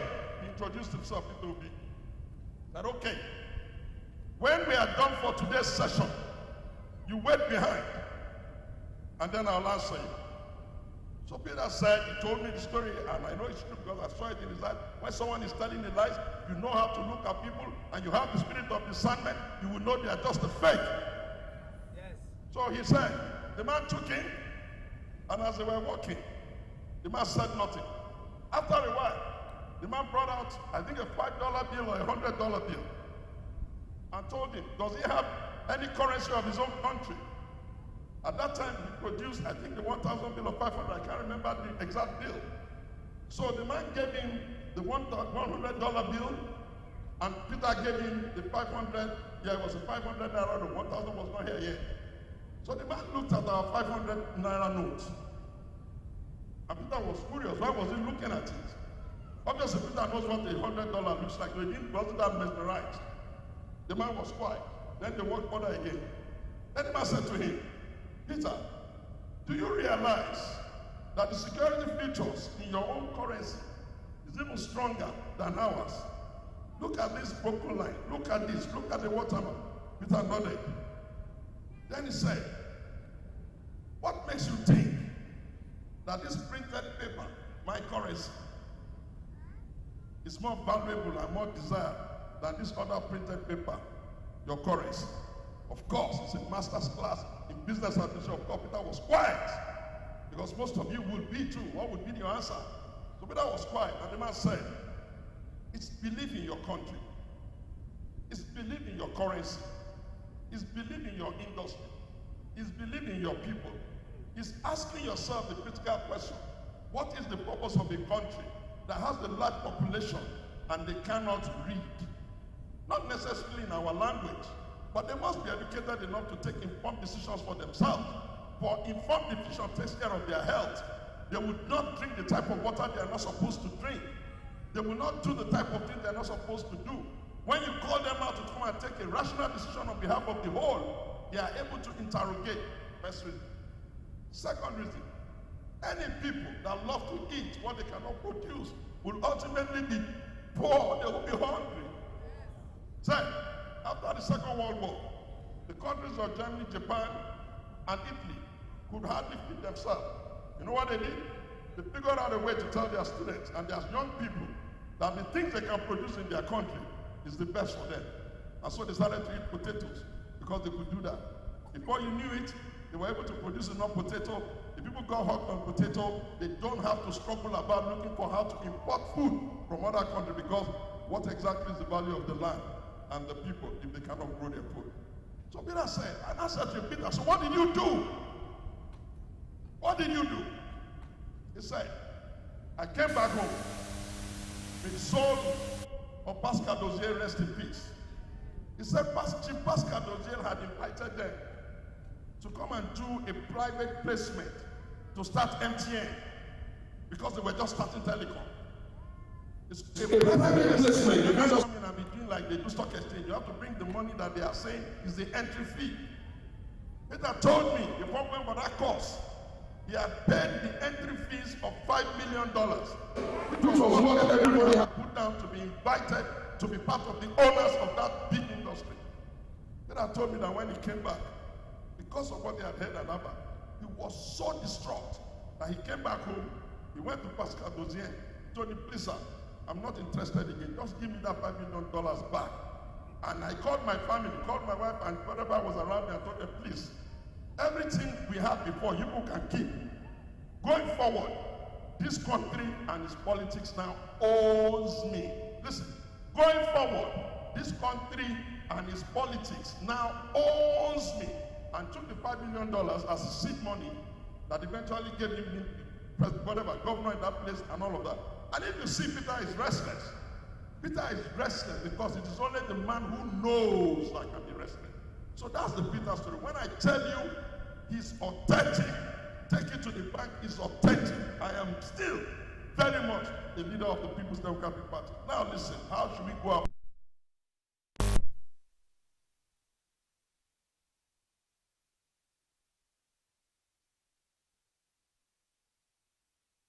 Peace to be everything we want them to be in this country. I then say, why don't we start a conversation of alternative? And I put myself to work that, look, what exactly will be this conversation? What exactly is the message? And I reduced it to 4. Message number 1, Nigeria, are you not tired of selling and buying votes? If you are tired, do you not realize that the children of the poor can never be invited to the play of leadership if they cannot use their poverty as the basis to choose, if they must wait only for them to be paid? Nigerians, when did this country, the Federal Republic of Nigeria, become a conversational space where you must be afraid of correcting people just because you don't come from their tribe? It doesn't matter how much you have corrected your own. It doesn't matter how I have lampooned our own. One small slight reprimand, just so that we can get it right. The next thing is, you are a bigot. Listen, and listen good. All the republics before now have failed. Why? Because they always insisted, just by being members of our tribe, they are automatically the owners of everything, including our thought processes. And it was to the memory of Shehu, Musa, Yaradua, Tafidan, Katsina. As a younger man after service, I said, look, I have been at the highest echelon, Deputy Obasanjo. This country cannot continue political conversation only on tribalism. He then gathered young men, the Atikus and Kwankwo of this world, that failed generation, and said, this journey is going to be very, very long. I need you to build bridges across the country. Find friends in the north, the south, the west, everywhere. Make sure that you understand.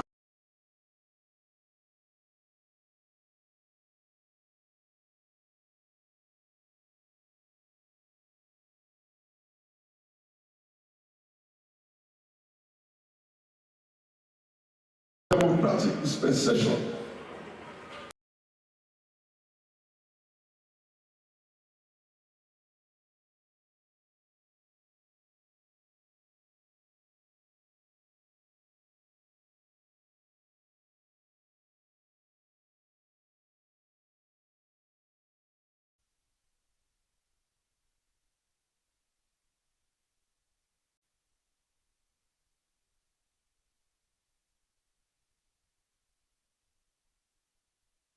citizens of that area are dealing with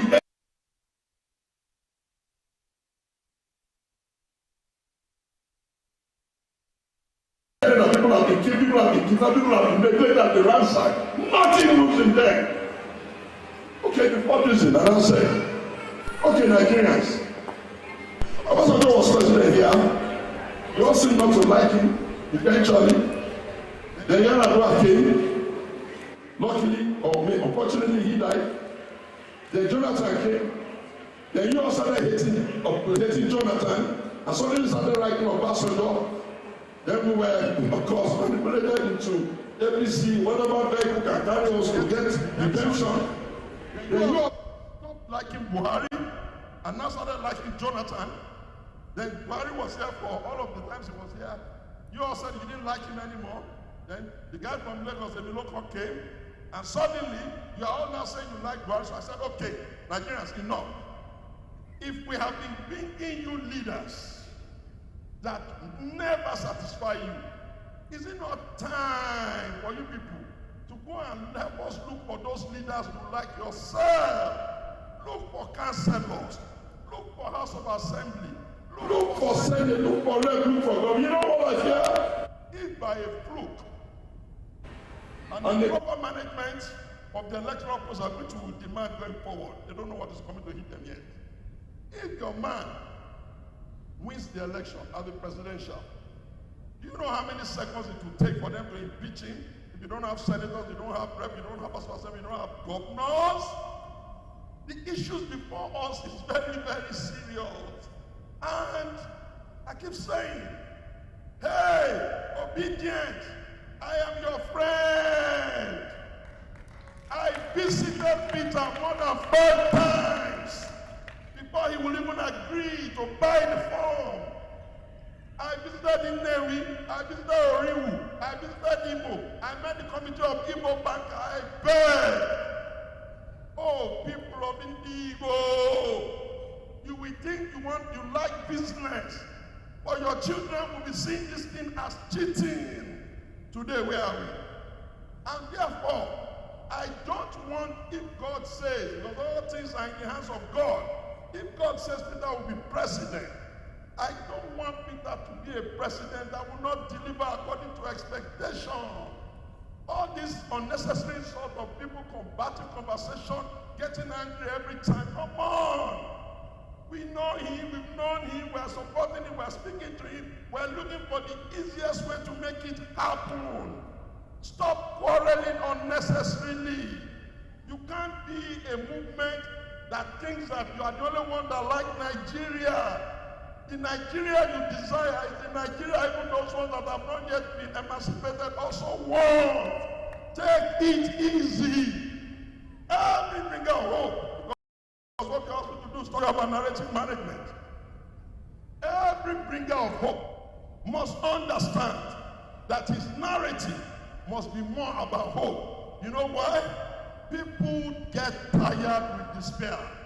If you keep mounting rhetorics of this is bad, that is bad, what you will get is people will not turn up. And if they don't turn up, you won't win. For you to win, you need more people to turn up. Where do you think Martin Luther said, I have a dream? He could have said, I have a nightmare. It will be the same thing. Why do you think Obama said, audacity of hope? He could have said, the American economy is destroyed. You cannot lead a nation. You project as people who hate their nation. Whoever is giving us the problem of today, we can isolate the problem and put it on his head and that of his family. We don't have to hate our Nigeria all because we want to repair it. And finally, I pray that you get that really and truly, what exactly could Peter's problem be?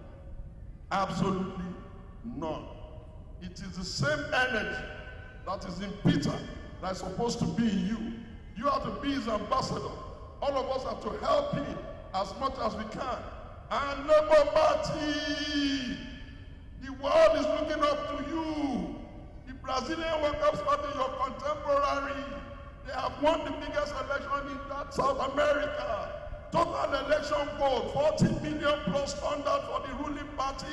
40 million plus turnout for the opposition. It was based on turnout. And when and if you finally win, remember, it will only take 6 weeks before those you have told you can solve their problem begin to demand low-hanging fruit. Pragmatism does a whole lot more than unnecessary anger. Enjoy yourself. My name is Shogi Shogi. Good morning.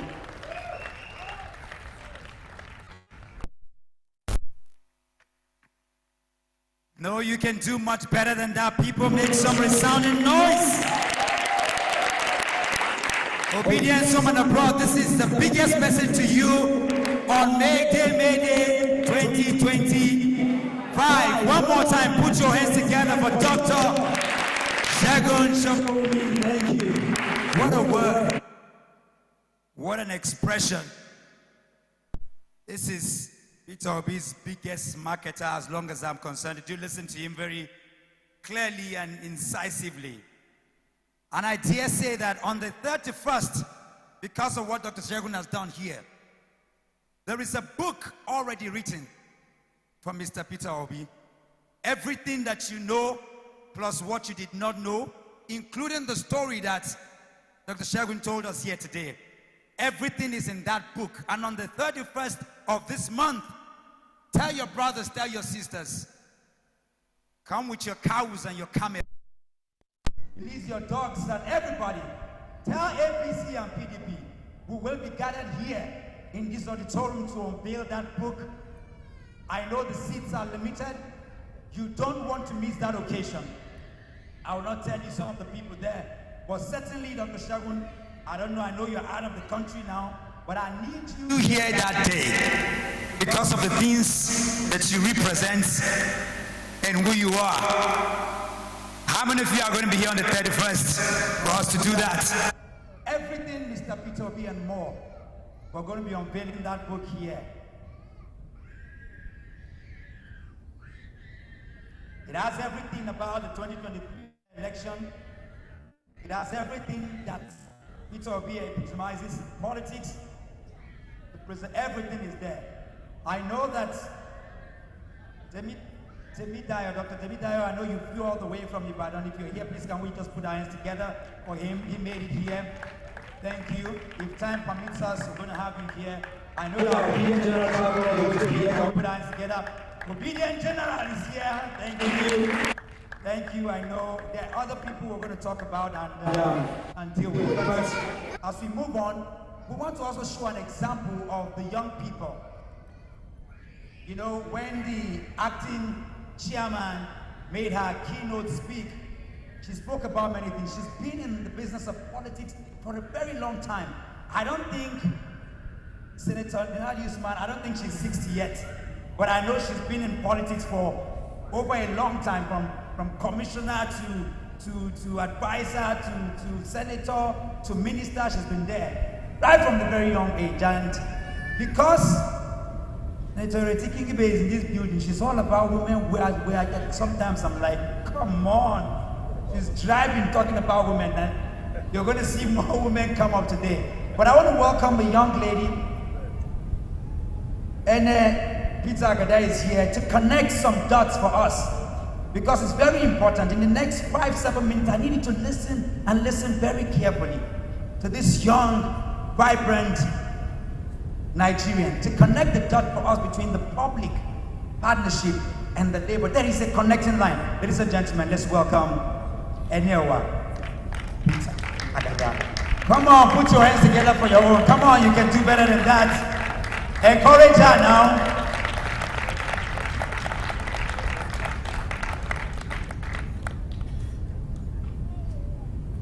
The stage is yours.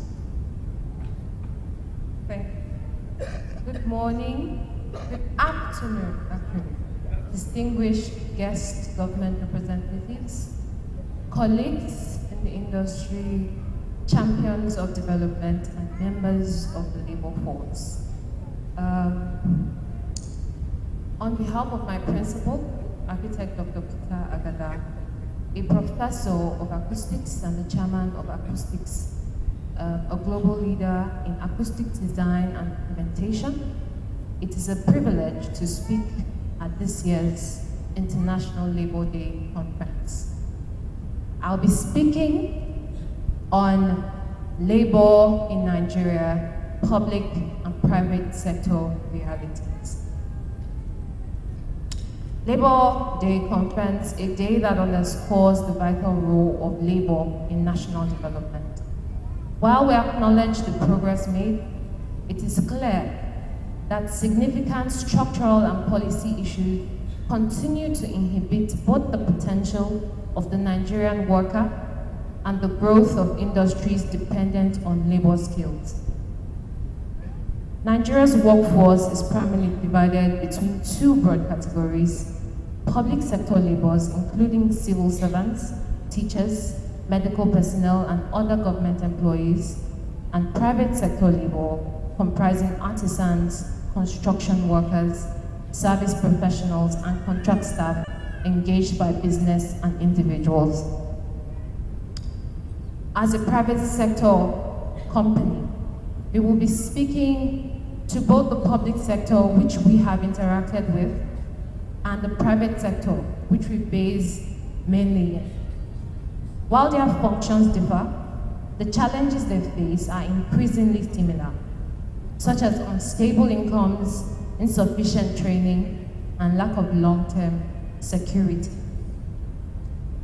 One of the major issues that plague our nation is our minimum wage. Despite the recent increase in the minimum wage to 70,000, which has not even been received by many, it still falls short of what can be considered a living wage. Let us look at the cost of living wage versus minimum wage, because there seems to be a very big mismatch. An objective look at monthly living expenses for a single person in an urban center reveals the following. Let me break it down. The average transportation daily for an average Nigerian is about 1,200 to 1,500 naira per trip. If you multiply this times 25 days that they work for, it amounts to about 30,000 naira, 35,000. If you check the cost of feeding per day, which we put at 1,500 naira as well, times 30 days, it comes to about 45,000 naira. Let's not even begin to talk about rent and utilities, healthcare, clothing, communication, and other necessities. That brings our cost to over 150,000 naira per month. The average monthly cost of living in a major city exceeds 150,000 naira. For workers supporting families, we begin to talk about school fees and the feeding of other people. The gap becomes even more pronounced. This disparity explains why many of our national workforce and semi-skilled workers seek informal backdoor means to supplement their income. And there, everybody begins to say, oh, we're corrupt. An issue that directly affects our bureaucratic system, productivity, ethical standards, and long-term economic growth. In the private sector, we also face challenges. In the construction sector where Sarah's Acoustics operates, these challenges are amplified. The industry faces the dearth of certified professionals capable of executing complex technical projects, unstructured training pathways with most artisans learning informally or through outdated methods, high cost of construction, often exceeding comparable projects in Europe, China, North America, whose projects and building outputs are by far better than what we have here, despite the higher costs of construction. Where contractors here are paid 7, 8 figures, millions of naira, but still deliver quite poorly, this paradox is driven by inefficiencies, rework from poor execution, and inconsistent labor quality. Even where workers are paid premium fee, outcomes can be subpar due to lack of standardized training and supervision. As a construction company, we have come in contact and contract with many contractors and artisans, and we have many stories to tell. We have had teams charging high costs and delivering quite very low. We have had teams who take money and abscond, and many contractors who have been trained in the field but abscond eventually. Despite these challenges, we have contributed and consistently demonstrated that large-scale industries and other private businesses can provide structured employment and skill development when managed properly. Across 5 major projects where we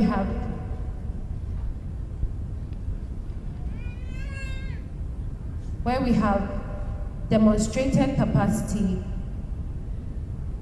for Trinity Towers, Citadel Global Church, Global Memorial, Hand of God Cathedral, Port Harcourt, where we have employed over 2,000 labor in Nigeria, and even Dunamis International Glory Dome in Abuja, where we're currently working.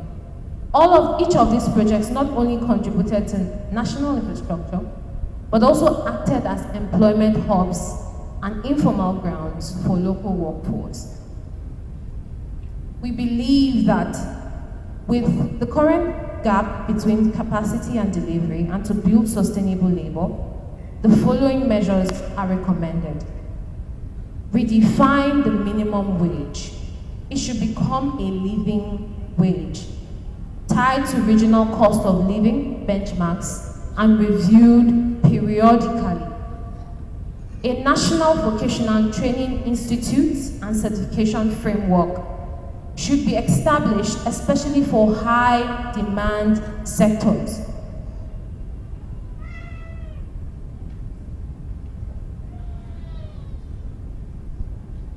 Encourage public-private partnerships to build and manage vocational institutes that reflect real-time industry needs.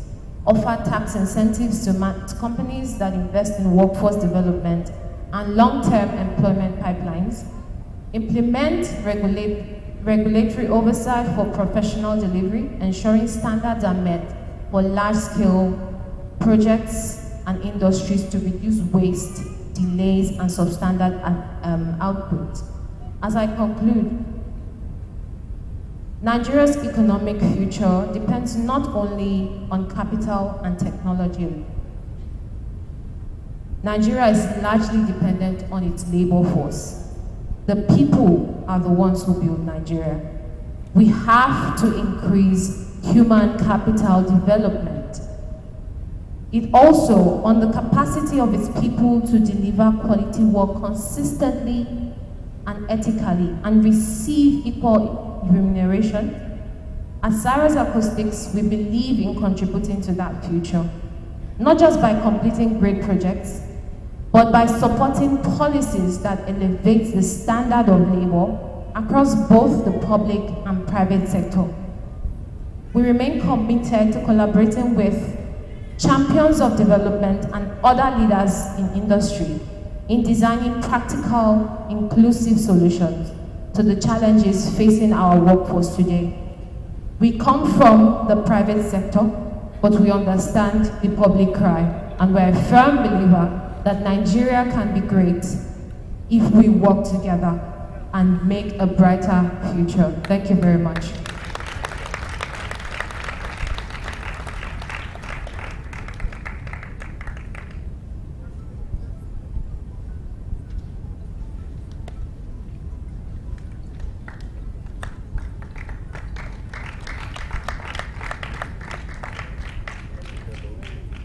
My father's favorite family time is a night time we sit and watch Harry Potter, watching him swing his wand and make things disappear.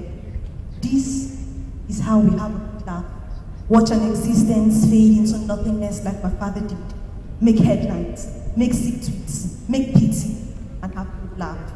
But my mother is scared of how our ribs go cracking when we laugh, how it's no more magic when people disappear. The next trigger may be to our faces. The next strength may have pictures of our heads shredded into leftover bits from our last party.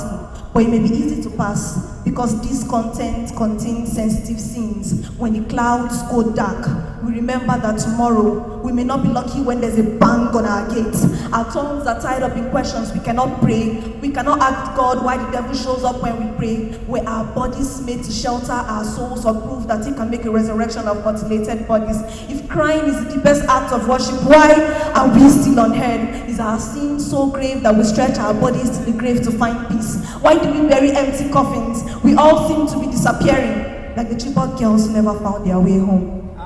But I guess education was also the key to death, right? I'm tired of the hide and seek. We cannot play games with killers. The next time I hear gunshots on a school field, I'll close my eyes too and learn to swim in my own blood.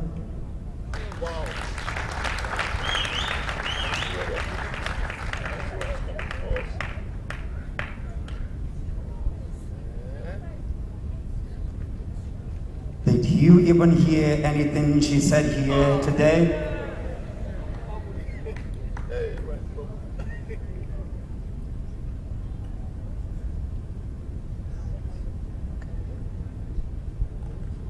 Can anybody remind me of any line of anything she said?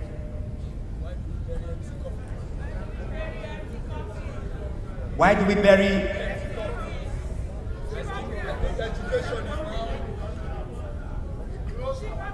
When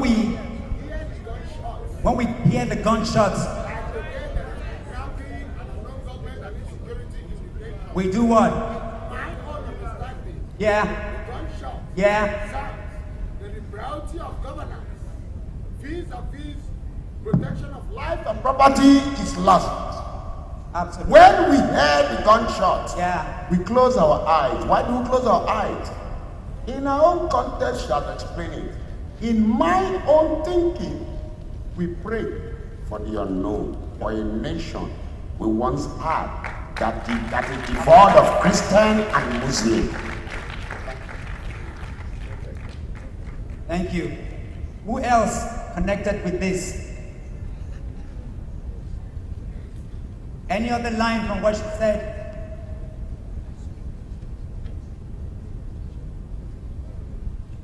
I think education is now the key to death. What? I think education is now the key to death. Education is now the key to death.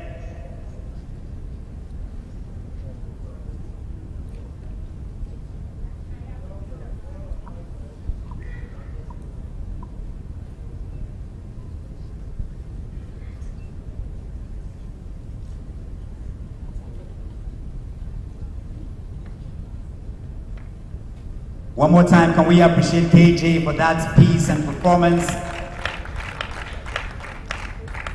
Very quickly, we're going to make another connection. And in the next, I don't know how Alhaji Ibrahim Karim is going to do this, but okay, let me know. Where is my auntie? It's up here. Yeah.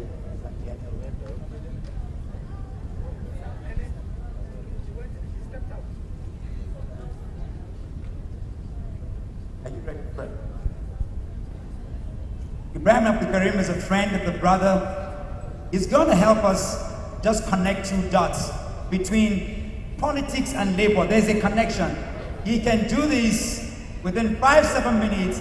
Ibrahim is the DG of the Big Tent. He comes, he's a specialist in how do I put it, do special,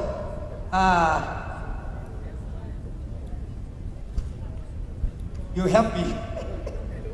But he's a lover, he's a passionate Nigerian, he's somebody who I've worked with very closely and I've come to respect very much. We connected dots when we went to Indonesia together, went to Qatar, and been all over the place around the country together.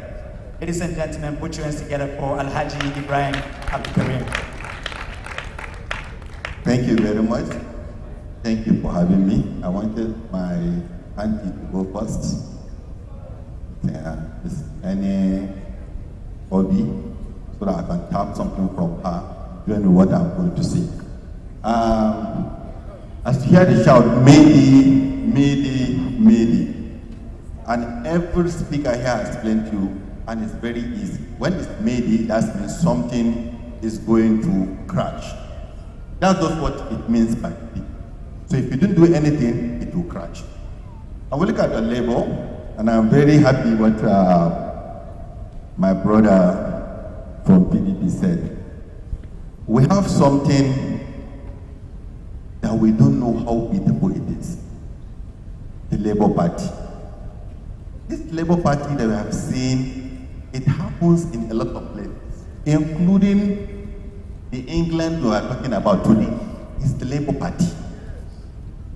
If I will come to National Assembly or go to a rally on the Mayday and sit down to beg and write 20 points of what I want, why not take over the government and do it myself?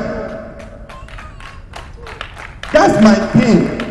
And when I went in the evening to watch the news, I have seen every governor in the country taking parade of labels. That means whether they like us, whether they don't like us, we are going to be celebrated every year. Tell me any party today, Joe Ajaero, are you celebrating PDP? Are you celebrating PDP any day? Is any party that has been celebrated every year? It's only Labour Day. And that day we can organize some things like this, get television, get free air, and have a conversation. So I think we have a wing, and it's called Labour NLC Political Wing. And it's the wing that decided to go and file their case in 2008 to obtain a license to have a party, and with a purpose.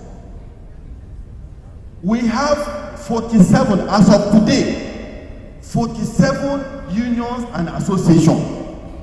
Each union, if you take one, National Union of Journalists, that's one. That Union of Journalists is having what? A leadership at the national. Is having a leadership at the state, and they have leadership at local government. If this structure of one of the 47, that's only NUJ, for example, decided to preach good governance and give stage and space in their radio and television reportage on how to obtain good governance, are we going to stay where we are today? No. If they are going to highlight all this trouble of this Mayday on their newspaper, on their television reportage, are we going to have any problem that they are not seeing what we are seeing?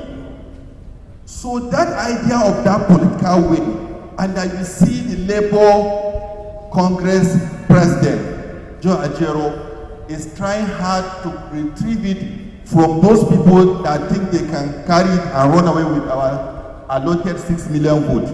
We say no. Let's collect our party.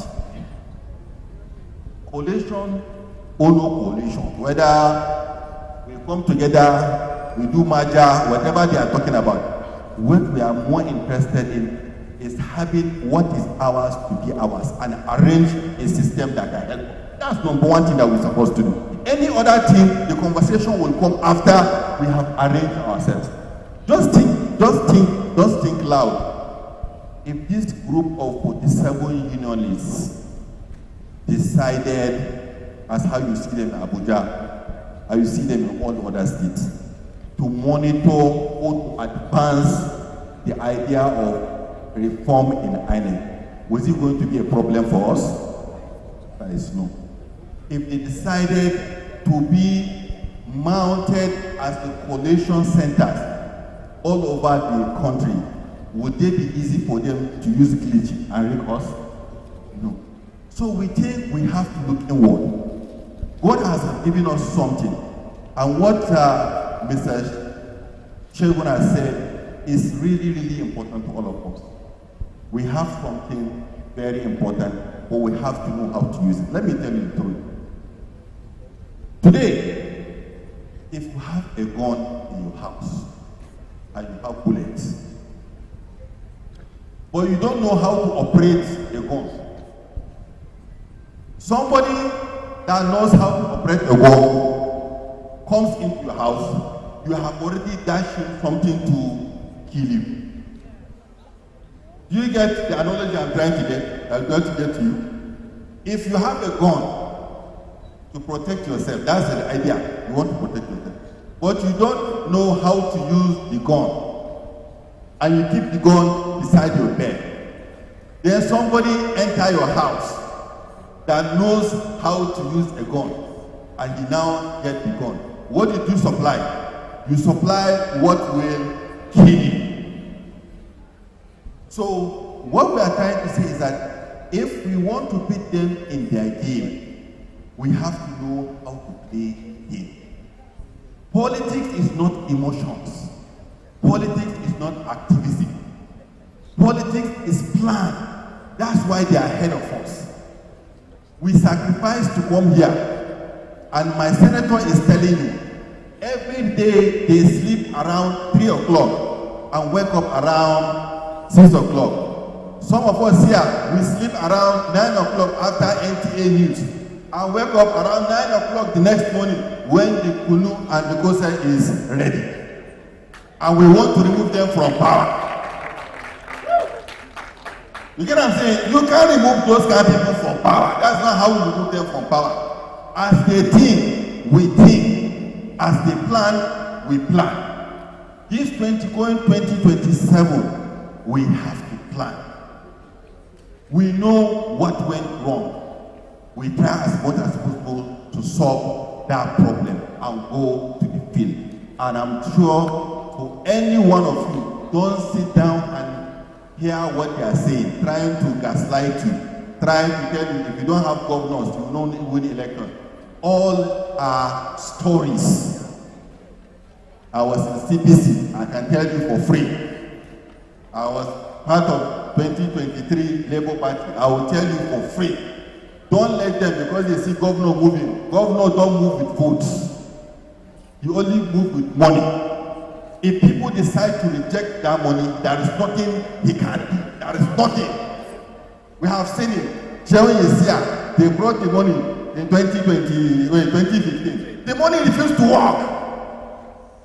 So don't let anybody, they cannot even enter. Let me tell you, if you say master strategist is the thinker of the thinking strategy of the whole world, he cannot defend Lagos. They beat her for Lagos. They beat Buhari for Katsina. And people are still thinking that they are the master of the thing. No. No matter how much they have, let me tell you, they rely on people to execute it for them. We are those people. Unless we allow them, that's when they parade. And we allow them before, but we will not allow them again. Thank you very much.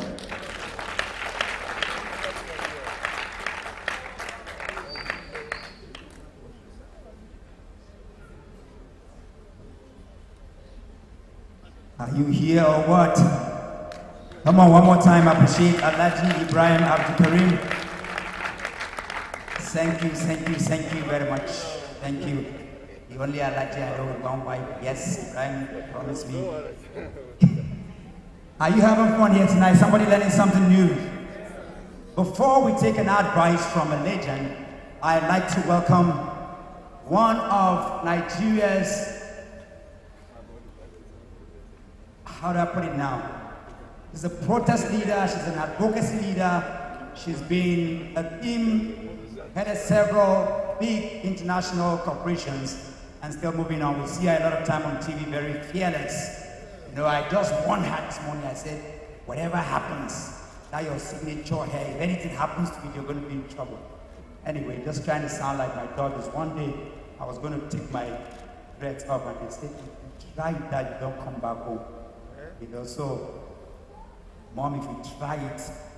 Please, ladies and gentlemen, help me put your hands together for Comrade Obi as she makes her way up to the stage to connect some dots for us. Sit tight. In just a few moments, you can do better than that one. Come on, put on, come on, put on, come on. Come on now. Yes, I'll do that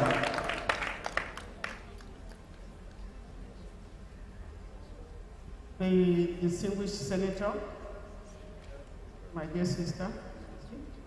It's a pleasure to have you here, despite all the workload. I know we've been trying to track you for certain things, but a lot of things. My father and brother, the legend, Bongo's. It's good to see you guys. Very distinguished ladies and gentlemen, fellow compatriots. It's great to see all of you here. And before I go on, I want you to put your hands together for a patriot. This gentleman, the one-man squad standing here.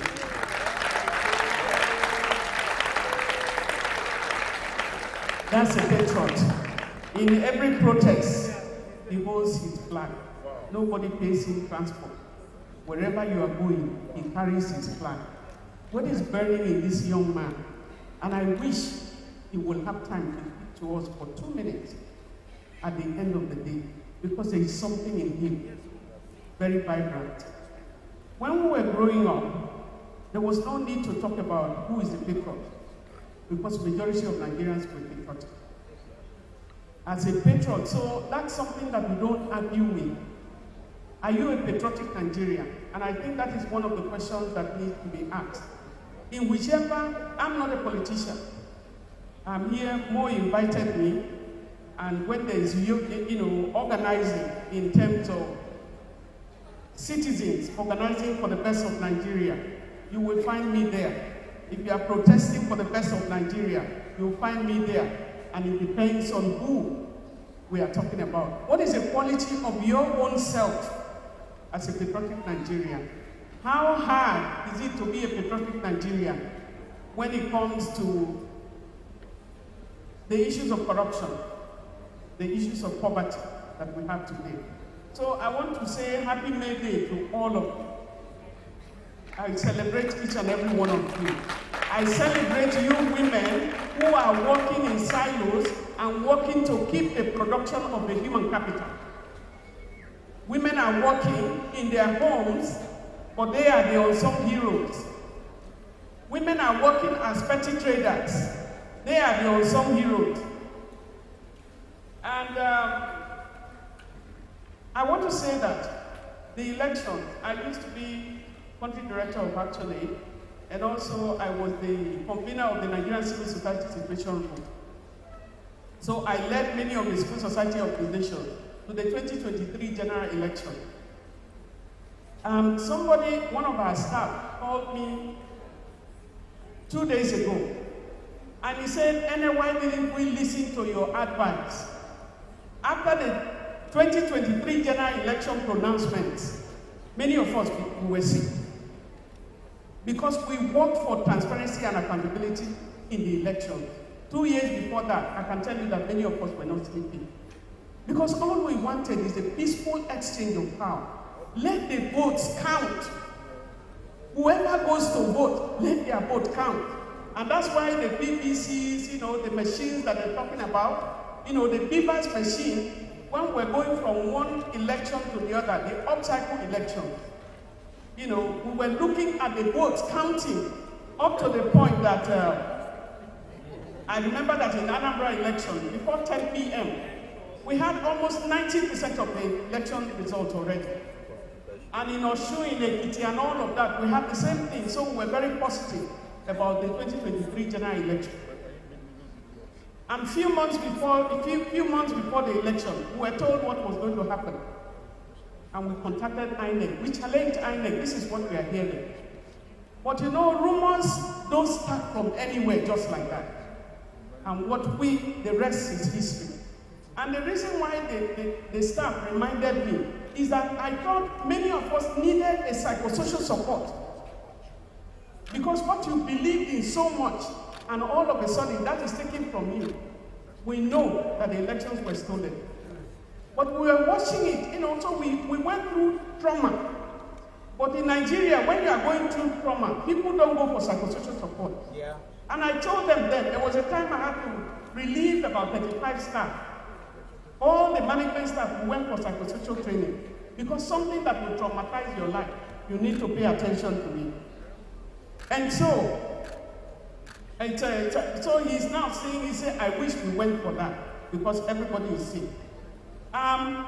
Today, as we celebrate the May Day, and I think Mo had asked me to talk about empowering, change. How can we achieve labor justice and gender equality through grassroots mobilization?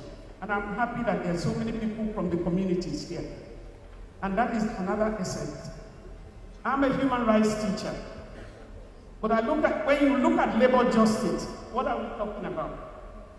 We are talking from the point, we are talking about ensuring fair wages. We are talking about ensuring fair wages and also safe working conditions for workers and the right to organize for all workers. Many industries are closing down every day in Nigeria. So what becomes of the workers? I used to live in Lagos. We had the Nigerian textile industry was one of the best. Aswani Market, for those who lived in Lagos, if you go towards Aswani Market, and you go to Kano, Kaduna, textile workers were in their millions. Where are they today? We cried for the saving of the textile industry. I'm still proud to have to wear Nigerian attire. And each time you go for international meetings, other people take the clothes from you. Because Nigeria can clothe Africa and can also sell their clothing to the world. But where are we with the textile industry? Where are we with the industry?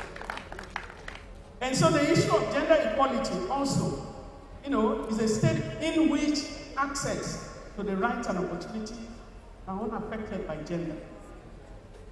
A woman who has a pregnancy is not worried about whether it's a boy or a girl, because a child is a child. And so in continuing the labor force, we are worried. And that's why when you have conflict in so many places, women are not even on the discussion table. They don't discuss about the IDPs and so on and so forth. And you find out, so when we have people dying, you hear that in Nigeria today, a lot of conflicts going on. You hear that 20 soldiers have died. Or in this community, they have killed 50 people. That's 70, isn't it? And in another community, they have killed 10 people. That's 80. What comes to my mind as a woman is 80 pregnant women that were once pregnant with those children. And many of you who have children here, you know what it is. From pregnancy from the day that the child is announced to the time that the child grows up. And then, before you know, they slaughter. The blood. What are you doing to the woman's umbilical cord? And that is why women, I'm happy that we have a number of women here. We need to get up and make the right decisions to ensure that decisions are taken to save lives. Because all the men are children of women. That's not to negate. Everybody wants a father. Yes, everybody has a father. They are the best. But women are also the best. And what we want is to correct the imbalance in the population. So when you want to look at the importance of grassroots mobilization, we are looking at community-driven efforts. I think for my sister Ireti, who won the election for Labour Party, in the FCT, it wasn't a miracle. There was voting. The voting counted in the FCT. Yeah. You know that if there is anywhere that anybody who wants to buy votes want to buy, if there is anywhere they want to buy, one of the first will be the FCT. Because we know the law that states that you have to have an FCT. You have to have 25% in FCT. But we know how the story has been turned around. Broad daylight, we watch our mandate being taken and being stolen. And so, but some people stood. We were getting feedback until midnight that day. We were getting feedback of what was going to be done to our votes. But somehow, many people were ready and organized. People were organized, standing strong and standing for the truth. And that's what made the votes in FCT count. What about the votes in other places? We knew many that were stolen. It's not about whether Tinubu was beaten in Lagos by how many votes. We know what happened to the votes. So by how many votes is very important. And so community organizing in everything that you do with labor, if Labour Party is going to move this forward, I said I'm not a politician. I know I started my career from the Nigerian Labour Congress as an assistant general secretary. And so, of course, I was yesterday with some colleagues here, with Senator Deti as well. You know, we're celebrating Labour Day yesterday. We're Igbo Square. I don't know anything on that. I go to celebrate. And so, to organize, we must look at the labor force itself, looking at organizing at the different levels. And so, in terms of community ownership of everything that we're doing, we need to look at. What we are not looking at is the informal sector. The informal sector is not calculated into the economy, and it's very, very strained. And I tell you that if we want to continue, if we want to move forward, it's important to look at the informal sector. I did some work in Sierra Leone. I've had the opportunity to work in about 15 countries. One of it in Sierra Leone, where we went to teach social justice and tax justice. And a particular local government was having, every time they will owe their workers 4 months, 6 months, and so on. But there was a deputy vice chair who decided to go onto the field. You know this 100 naira that they are collecting? If you watch it for 1 week, it's very, it's a lot of money that they collect. And he decided to go and sit with these people who are collecting taxes for 1 week when they saw the volume of the money they had collected. That's not something they report they collect in 3 months. And with that effort in that particular local government, before they knew what was happening, they were able to clear the backlog for workers and so on and so forth. So when in a labor movement, labor environment, and we are not working with the informal sector, then you are neglecting a huge workforce. I have organized across levels. At the grassroots level, in Lagos, I worked in Makoko, Amokoko, Ajegunle, and all the Mushi, and so on and so forth. And in Kano, we work in Gamabi, Badawa, Wale, Cheshemandori, and all of that. And in Aba, going to the level there to work at Abuja, Izuku communities, and so on and so forth. And as we're working, what we paid attention to was the informal sector. I left the Nigerian Labour Congress in 1996. And after leaving, because the sole administrator, Abacha, took over the secretariat of the Nigerian Labour Congress, and I moved out of it. But in going there, I then started using some of my skills, the skills that I learned from the Coalition of Labor Union Women in the US, organizing their own organizers. They are not actually unorganized because each one of them, they have, they have organizations. And so we work with pepper sellers, tomato sellers, meat sellers, all of them, they have associations.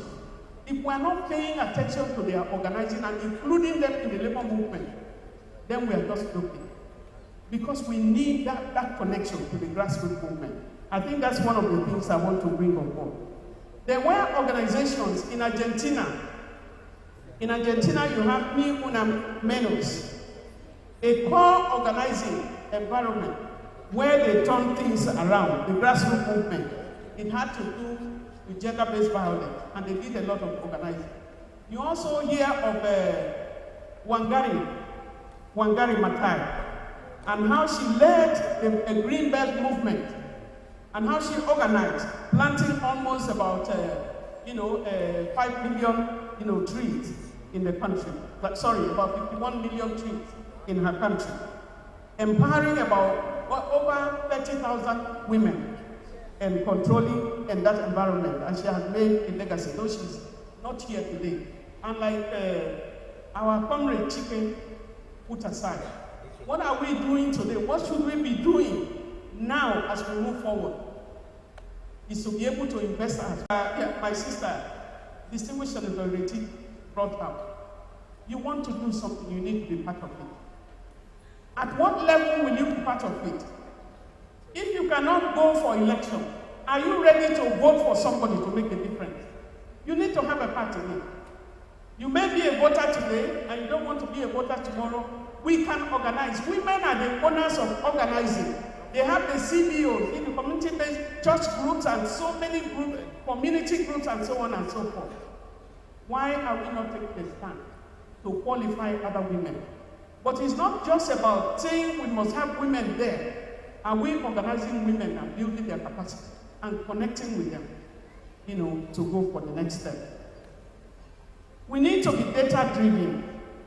I am told that the cost, the economic impact of gender equality, the cost for not investing in women is $10 trillion every year, for not investing in women. And I think Kofi Annan stated before that it is important that no meaningful development will happen without meaningful investment in women. And so there are bills going on, and I'm happy that our sister has already mobilized for the 35% affirmative action. 35% affirmative action. After the 2019 general election, we went to court and got a court verdict that says everybody must obey the 35% affirmative action. But we are here today. The court judgment, the court granted us that, but the Attorney General of the Federation went to court and said and challenged it.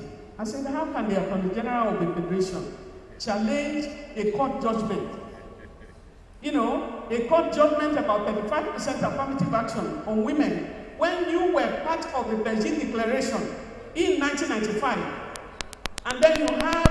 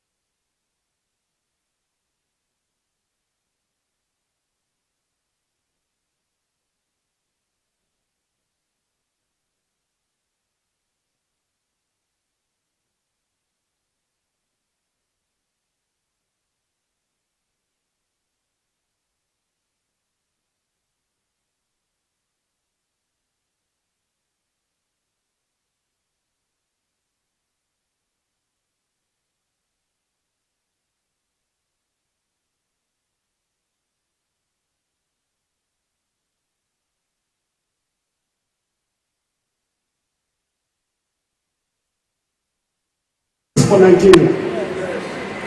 You need to rise with your vote for Nigeria.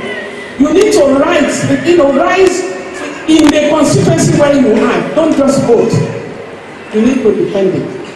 And I think a lot of things go wrong because after the voting, people go back home. And so what happens to that? And so some of the challenges that we look at, from the informal sector, issues of resistance from the traditional hierarchy structure, the cultural norms, and also advocacy for the policy, issues of policy, the policy implementation. I think that is very, very solid. I want to just say that in all of the things that you do at the grassroots level, you need to link it up. We learn the issues of civic education. The National Orientation Agency that is supposed to teach people civic education is in comatose because they don't want you to get it right. When I was growing up, as a growing child, the National Orientation Agency, they had this megaphone. They have this truck. If they want to go to any community to make announcement about civic education, they will go. Or information that the government wants them to go to. But at the end of the day, what we have now, at one point, they took civic education from our studies. Took it completely from the schedule. And so how are people learning? But I want to let you know that, I want to just say that as we are having this discussion, when we talk of the issues of gender, which I was asked to speak about. The future workers of Nigeria, the Chibok girls, many of them are still in captivity. There are many more girls that have been picked, despite, apart from Chibok girls, that have been there. And they are still in captivity. Leah Shuaibu is still in captivity. And so many of our girls, whom they take to bush and they come back with pregnancy. You can only think about it. Would you want to be a father of the one who was taken out and come back with a pregnancy? So they are very serious issues. So when we have few women representing us, he who wears the shoes knows where it pinches. We even in political parties, so I was very excited to see our sister, former minister, Lenadi Usman, because she's one of the first female, to lead to be acting, whether it's an acting position, because we're always blessed with a woman leader. And that's not what we want. We need to lead in different positions. How can we support ourselves to be able to go? Supporting the right candidate is very, very important. Who are those who mean well for Nigeria? Corruption is no longer fought. I think anti-corruption crusade has wiped up Nigeria. Nobody is talking about corruption now. And the current government promised Oresonya a report that they want to implement it. And it says cut down the cost of governance.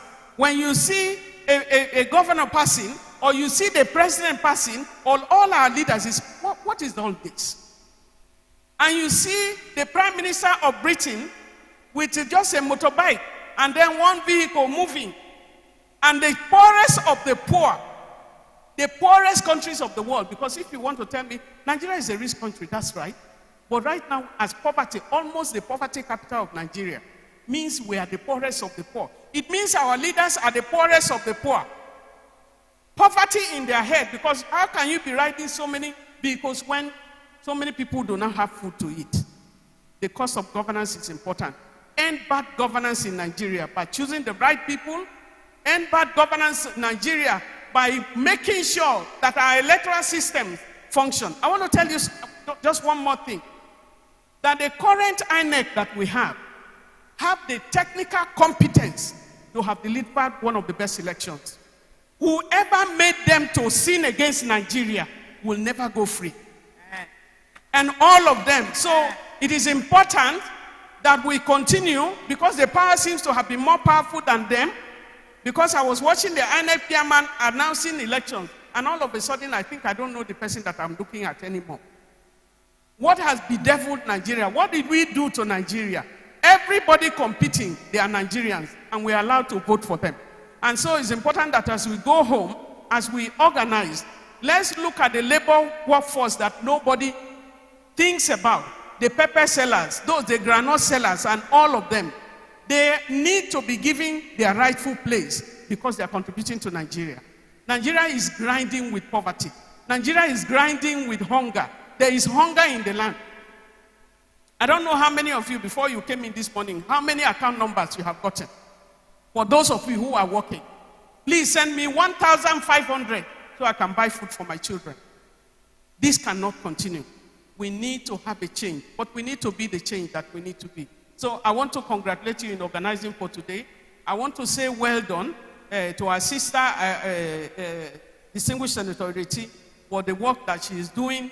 And I hope that we hope that the Natasha's issue will be over soon so she can join, because there are only 4 in the Senate already. And we hope that they will be able to resolve it so that we can have that. And in the next election, hopefully, that more women will emerge so that they can work together. Thank you very much.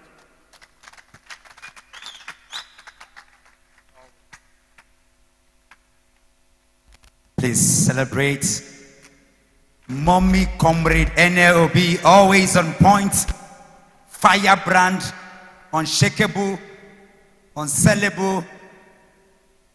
Thank you for your consistency. We still have people who haven't bowed yet. We have legends who have continued to make us proud, and we will continue to celebrate them. Thank you, because Nigeria continues to breed in context. Forgive the use of the word. Nigeria is breeding very useless people in numbers, and it is important for us to begin to make them useful. I never thought that in my lifetime that I would see people kill themselves, you know. I thought it was stories, those days when we used to travel to Rwanda to help them after the genocide. But right here in Nigeria, just here in Abuja, kidnapping everywhere. You're not even safe. So we'll continue to celebrate people. Because, are you ready? Just for an interlude before we continue, Advocacy.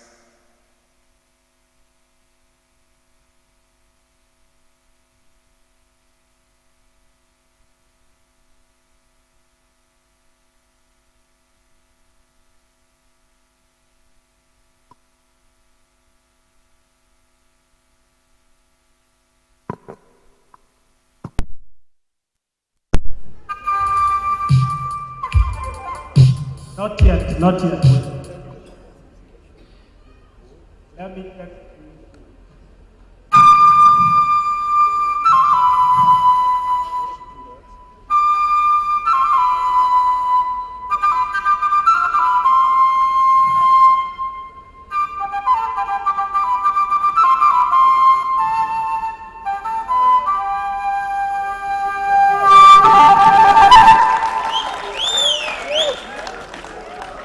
Okay, I taught for those that were around, I taught you a song, right? And those who, and the one that you taught me also. So we're going to be doing the song now properly, all right? Okay, let's go.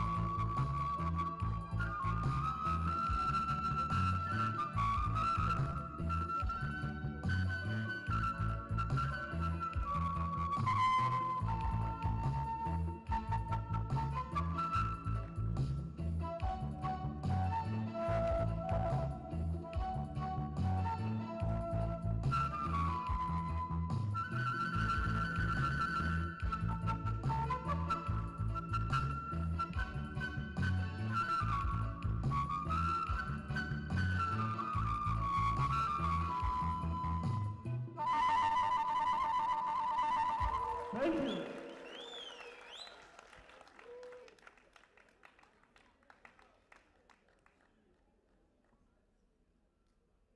How many of you now go pay come watch this concert?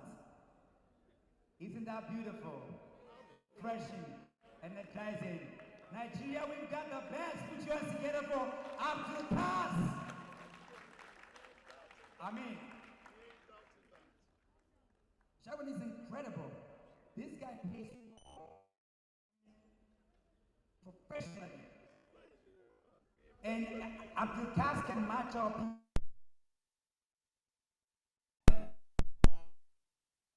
We are.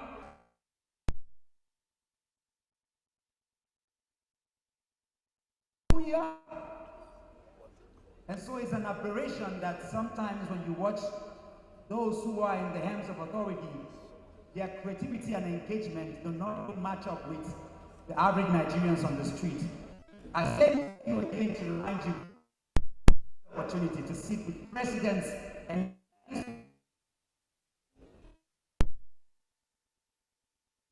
we have people, senators and lawmakers who don't know the difference between bills and laws. Now we teach them. Somebody say never again. Where we just vote and people just enter that place. Never.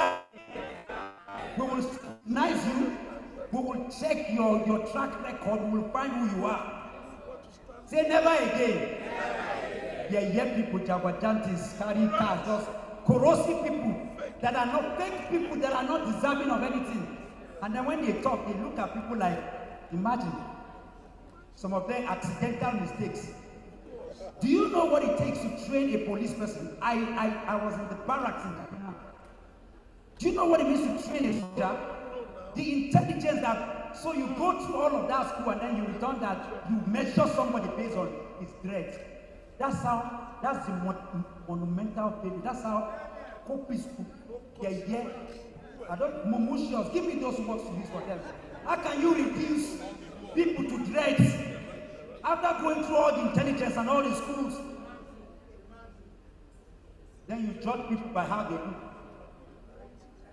One of the things I love about, and before you come up, one of the things I love, there's this data we used to brag with. We thought that we are multi-ethnic, multi-this, multi-that. I used to do that, traveling, you know, when you go to all those countries, I used to go to Malawi, Rwanda, Botswana, impressing them. When I went to Indonesia and came out, they speak 900 languages. There are 285 million people, and 85% of them are Muslims. I couldn't tell the difference between a Christian and a Muslim. The INEC chairman's name is Bernard and he's a Muslim. I got confused. You know all this marginalization that we used to do. I want to see a Muslim whose name is Moses Paul. So when you see Ibrahim Abdul Karim, he's a pastor. We need to confuse these people. I love something about that generation. When a David Mark names his son Tunde, do you understand? Yes. That is the value that builds us, not this Jagwa that has destroyed us. So never again. We will never vote people into authorities of power. Whether you're a governor, you cannot accidentally make a mistake and say, catch people. What's wrong? Do not respect them. I know I'm talking, but many listening, you know they enter.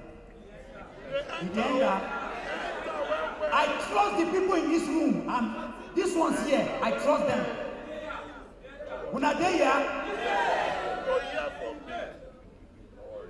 You know, for 23 days, there are things I couldn't say. I organized and led the protest in this city. I was the leader of the protest against this regime for 23 days. Let me tell you guys, I was in DSS. I could have taken 1 billion and gone. Yes, I'm telling you. When are they hear me? Today is what?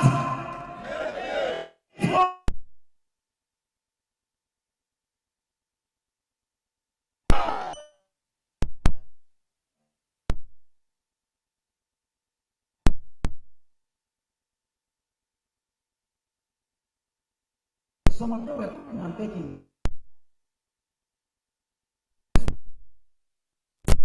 DSS, tell them, because it's Mayday, Mayday, we can't hide anything anymore. Nothing to hide anymore. Governors who can write their speech. If I write your speech, am I not better than you? We will not vote for people who can't write their speech. What kind of nonsense is this? You know why I'm saying this? Because I will not defend Senator Etiye. She's going to come here and defend herself. If you can't defend yourself, we will not vote for you. They ask you a question, you share it to people. You always repeat. Let me tell you this. It might be a plus or a minus, but one thing you cannot take from Peter Obi is that he's always there for himself.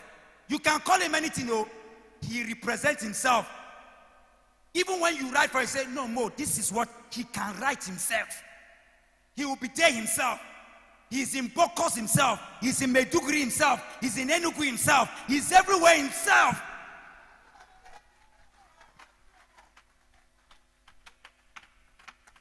See, he sits and eats with the Amajiri. It is not any, it is a lifestyle. Somebody was surprised when I wrote, he has been to Afghanistan, he has been to Haiti, he has been to all of those places. He's not perfect, but of the rest of them, none of them comes close. In the words of Dr. Shagun, they don't even come close. They don't come close. 2027, I'm going to run.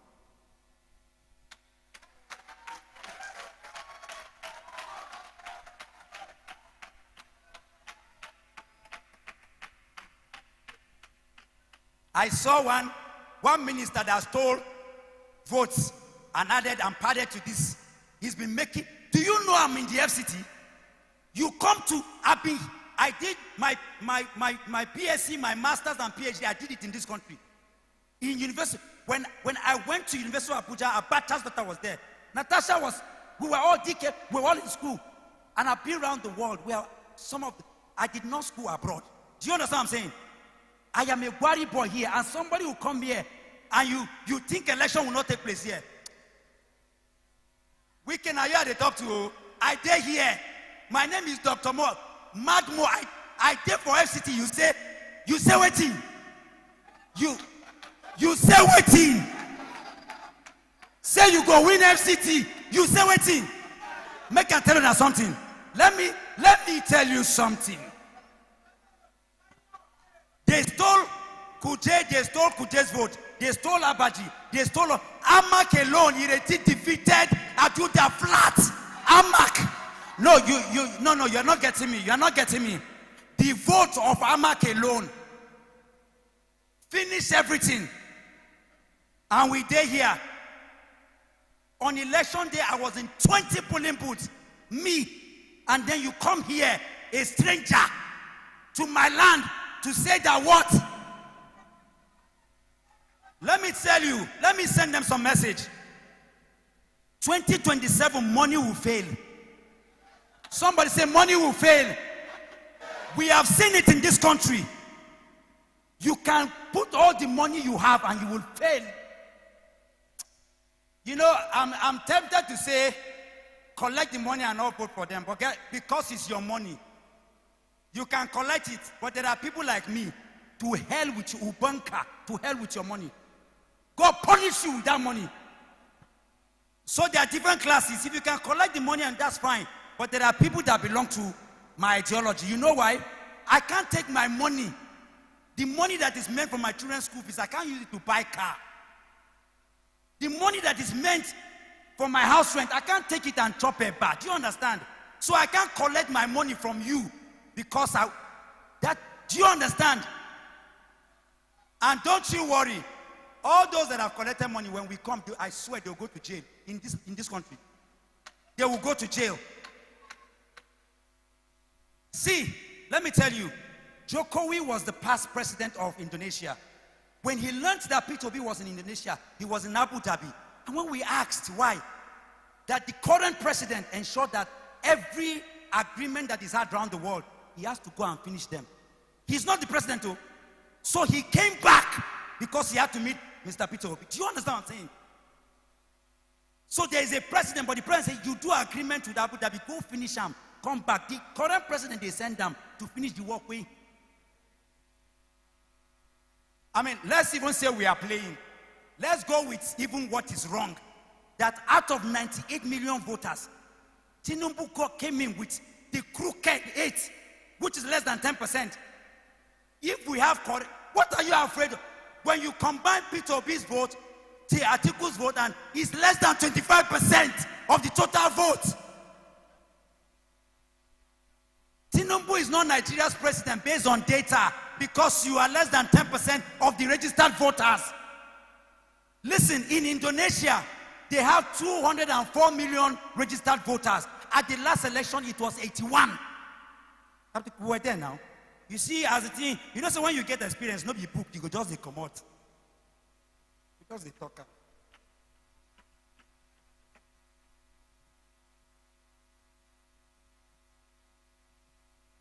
Somebody say Mayday.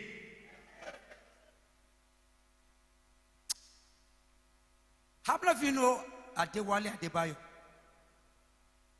He's running from the airport because he wants, he booked it. He left Ghana, he's already on his way. He's coming, he's going to close it. I'm saying that because we have people we know they hear what we need for this country. See, let me tell you, we need coconut heads. Eh? With people like Ibrahim Abdul Karim, with people like Comrade Nigerian, with people that are here. Now, when we join hands together, then go give Peter Obi power. Peter Obi alone cannot do it. Do you understand? This is why we are here. So the 360 House of Reps, we go clean everything with correct people. The 109. Yeah, imagine what will happen if you have 20 rating in that house. Papa, you go run. You go run. You know why they talk about them like this? I have respect for the office, but I don't have respect for the people. A man who says that anything that money cannot do, more money will do. Your father. Guys, you understand what I'm saying? A man that says snatch, grab and run away. You want to destroy the future of my children? So now, na smartness. Imagine say somebody does a new senator now to see that I won't take run. Number one will beat you. But imagine say you run, then they will say, hey, now smartness. Now you can't control one build. God punish devil.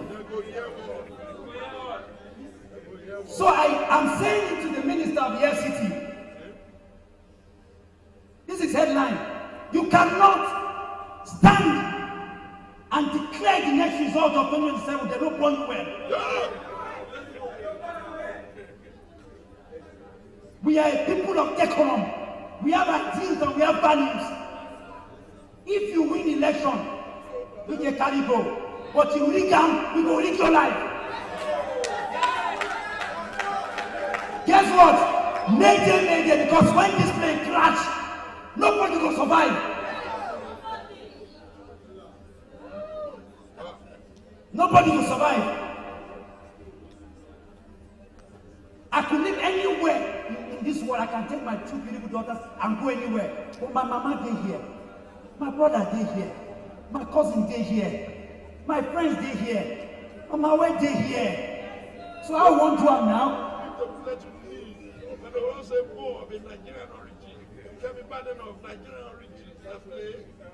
We never close. We get one woman when you come from UK. Won't tell our phone for 5 minutes. Is that okay? It's okay. Eh? No, when she just, Daddy will talk to us after that. Is that okay? And they just make your way up. As they come and make I tell you, I tell you this woman. You get one time where we say, when we do that protest. So I can't come like that. As I enter inside as I enter where we do the protest, I can't see one woman with shorts. She wears short knickers, she just carry her t-shirt. She can't go fight police people. I can't go and say, no, these police people now our own, don't fight them. She say, eh. Say she come, Nigeria to come and fight and they will fight protesters. Ladies and gentlemen, that woman is in the jungle room.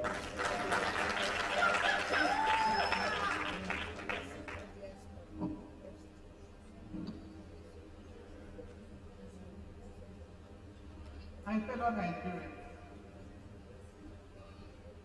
I just need us to stand up for a minute and clap for Nigeria.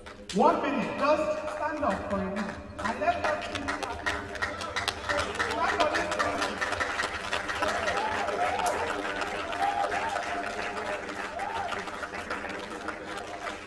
You see, this is a country that is been through a lot and still standing. So it needs a round of applause. So just keep clapping.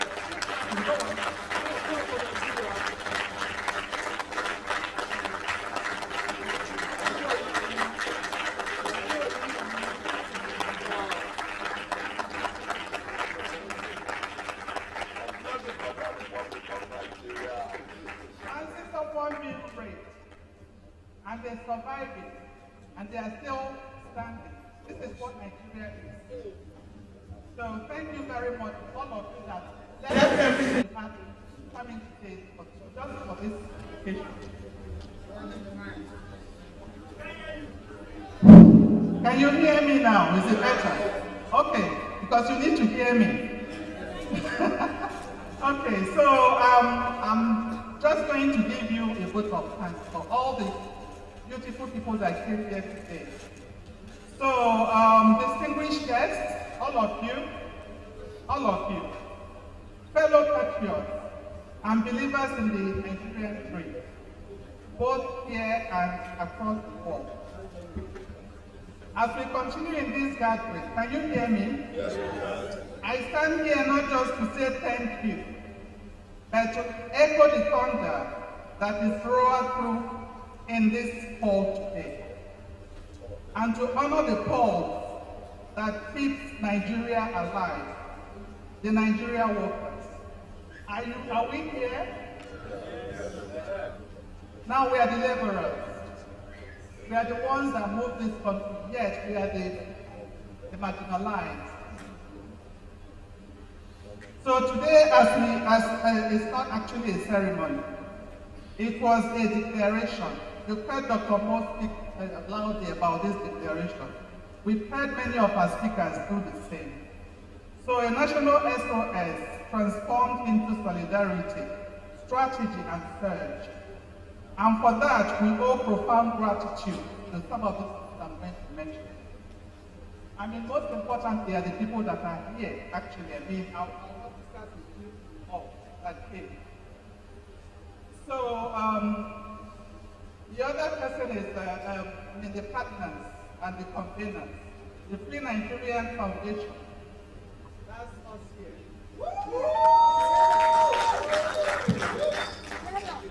The Cyrus Group and the United Coalition of Civil Society Organizations. Thank you for your belief in the power of truth, the strength of the street and the necessity of national repair.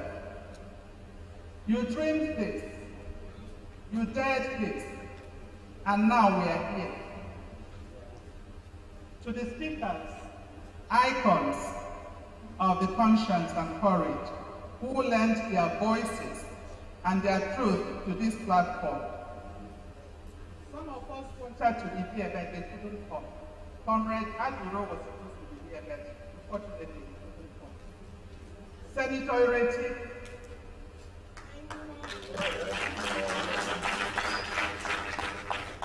I heard when you mentioned 35%, and I'm really looking forward to seeing that bill passed. So please do whatever you can to make sure that this goes through. Thank you very much for your work. Bongo Chipe, my friend.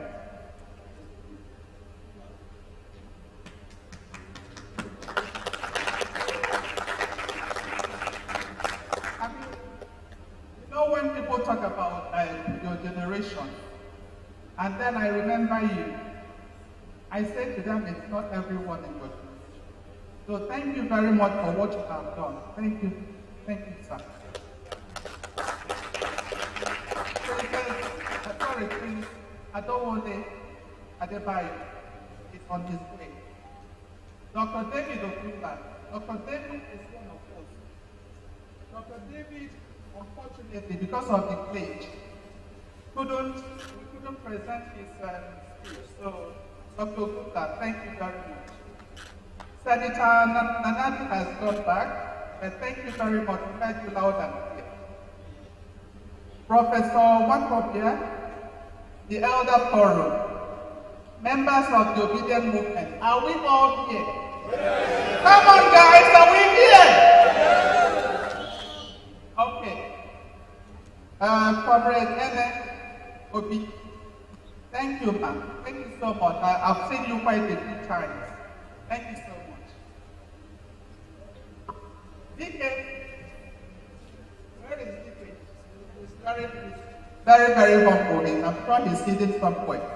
But thank you so much, DK. Thank you. I appreciate it. Dr. Tanko is not here, the same plate. Alhaji Abukari, thank you, sir. Thank you very much. Dr. Shegun, thank you, sir. I saw your letter. Thank you. This will be better. The obedient general, thank you, sir. Thank you for coming. Maurice Moye, Dr. Kemidayo, somewhere here. Thank you. Very honored. Abdukas, you know now. I don't know what to say anymore. But you see this young man, he should be on the world stage. So thank you very much. We do appreciate you. Thank you. Where are you? I'm sure you're somewhere. Okay. Thank you so much. Thank you. GB Chris. Thank you. Thank you very much. And our incomparable Dr. Moses Paul. The man who stands and delivers each time he's called upon to do. So, Dr. Moses Paul. I'll be voting for you. So, just know that. And then my humble self. Thank you. So, together we have stirred something that must not sleep again. Let us remember it is not enough to gather. We must galvanize. This meeting was a matchstick, and now we must become wildfire. So as we continue, may the voices become the value we live. May the thunder in our hearts translate to action in our hearts. And may the Nigerian worker never again be seen as expendable, but as indispensable.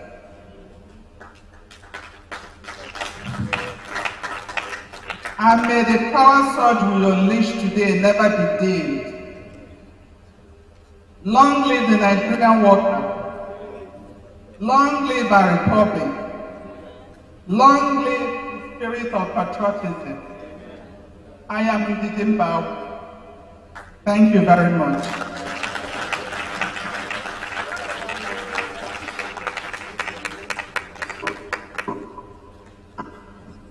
Thank you, Dan Ndidi Mbao. You mentioned that the Bongo Sipe, you have a mic for him. I know that many generations don't remember, but we do. Some of those who shape the creative energy and essence of Nigerian music. No wonder those who come from that area, you dream from the river when you have the likes of Tupac, Chris Morgan, several other people who have come from that genre many days after he laid the foundation. I don't know how he did it, but so much can be said about him, from engineering to music to touching the world to hospitality. This man has pioneered so much in our great country, and it's such a privilege to have people like that still in our midst and cheering on the young people. His music was very conscious, sung in many countries across the world, meaningful music. But returning back, he taught, he sang, he created waves. Many things can be said about it, but he has an advice for us. advice from elders, and we be sat and quiet as we listen to them. Thank you so much indeed. Thank you so much, ladies and gentlemen. I'm sorry I'll be seated a little under the weather. Solomon, are you here? Solomon, please come.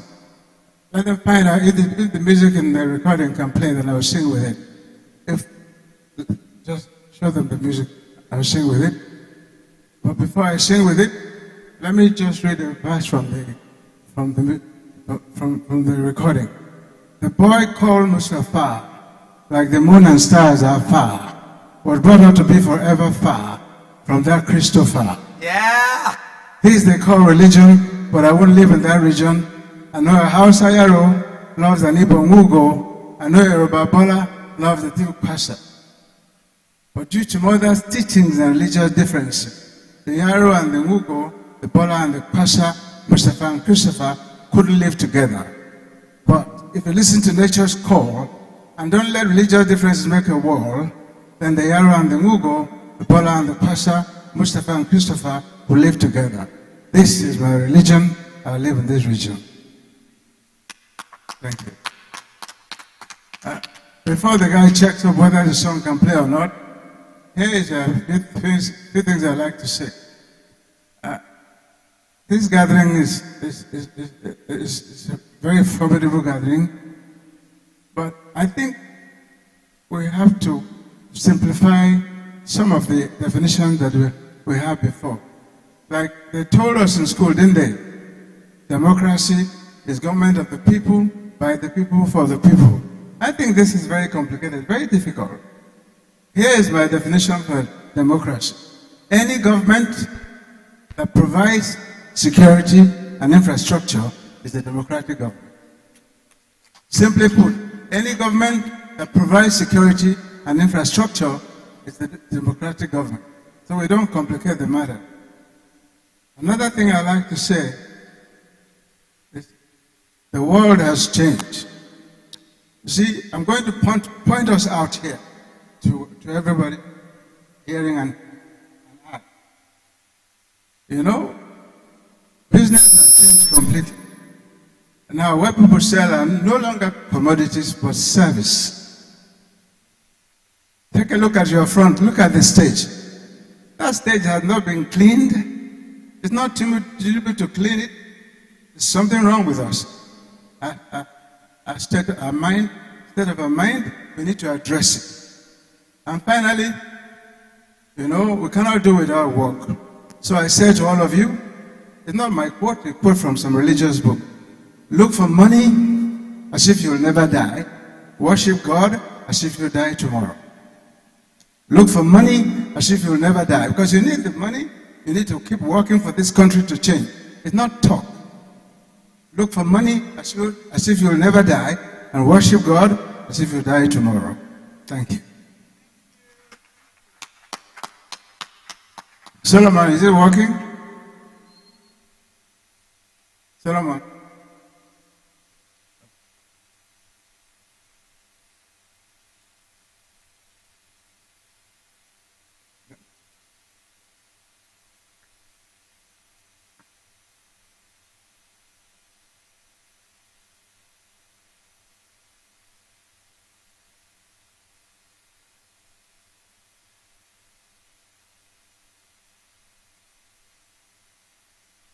Okay.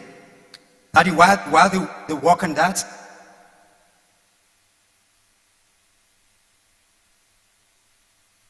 you can sing with it. Media. Okay, you're almost there.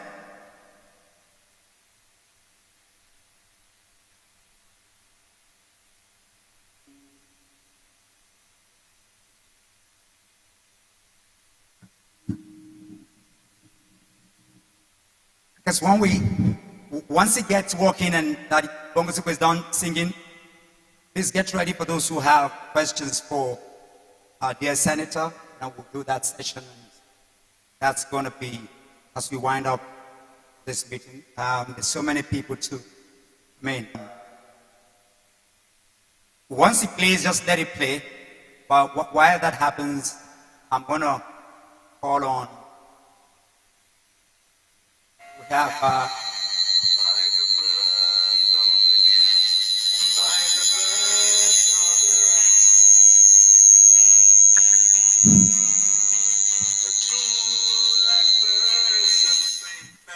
It's not coming out through here.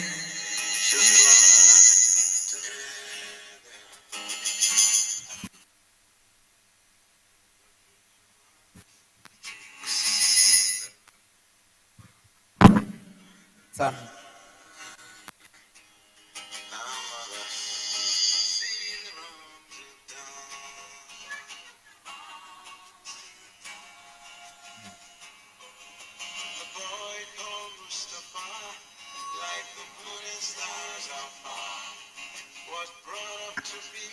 Increase the volume, please. What? Okay. Apologies to those watching online. I know it can be very painful. These technical glitches, I'm hoping that we can really deal with it in our country, you know.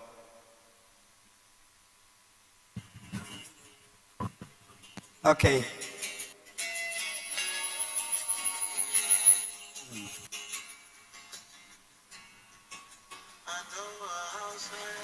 This is not. It would have been a big opportunity for us to listen here, feel the voice of an icon and a legend. But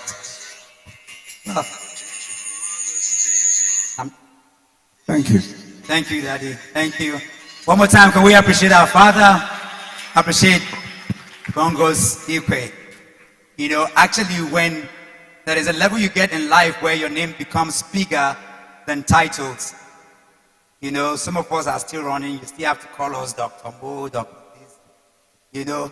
But when you enter that level, there is no word you can use for anybody. Just like when you call the prophet, you call people who Congo is in that echelon. And we're just saying we appreciate you, Mom. I'm going to have you come up now. We can deal with that session right now. So please, I want 2 microphones, one on this side so that we can make it, we can take those questions and be able to deal with it. This is a very important session for us. Please give me the microphone, another microphone for this one there.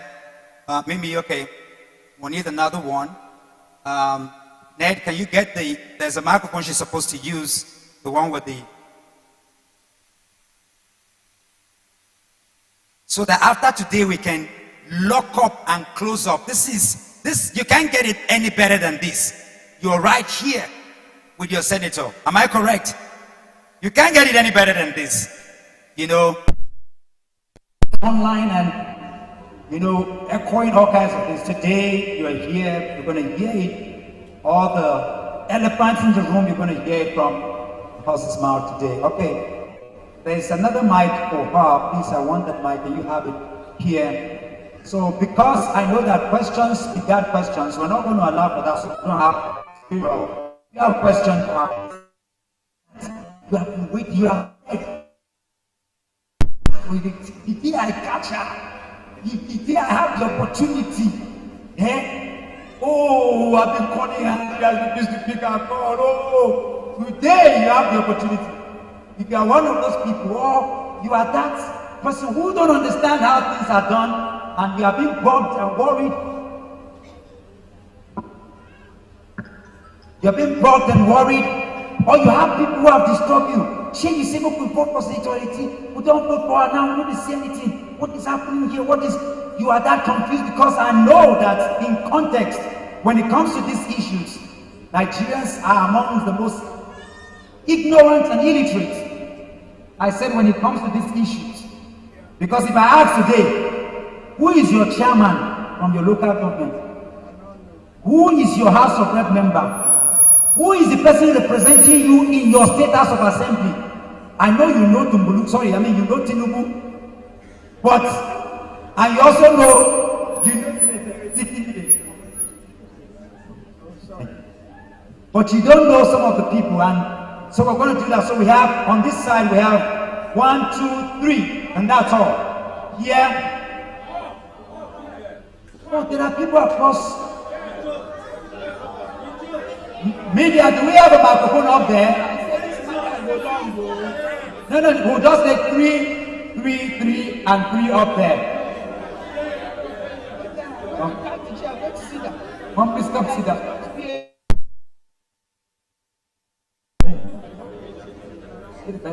No, it's fine. It's okay. No, I don't want to. I just want, it sounds there are going to be a lot of questions, so let me sit down. Sit down, so I don't want anything to do.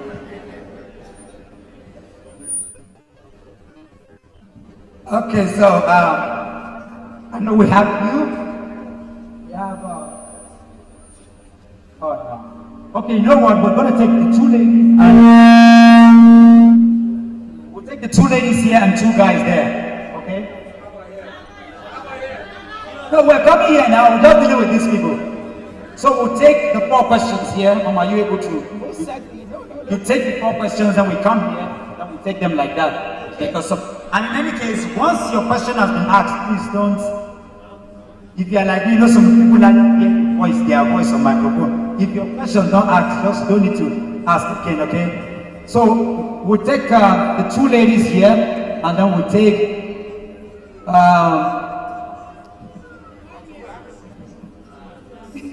the guy in brown. Okay, we'll take no, you guys are close, so we'll take the brown and we'll take the black.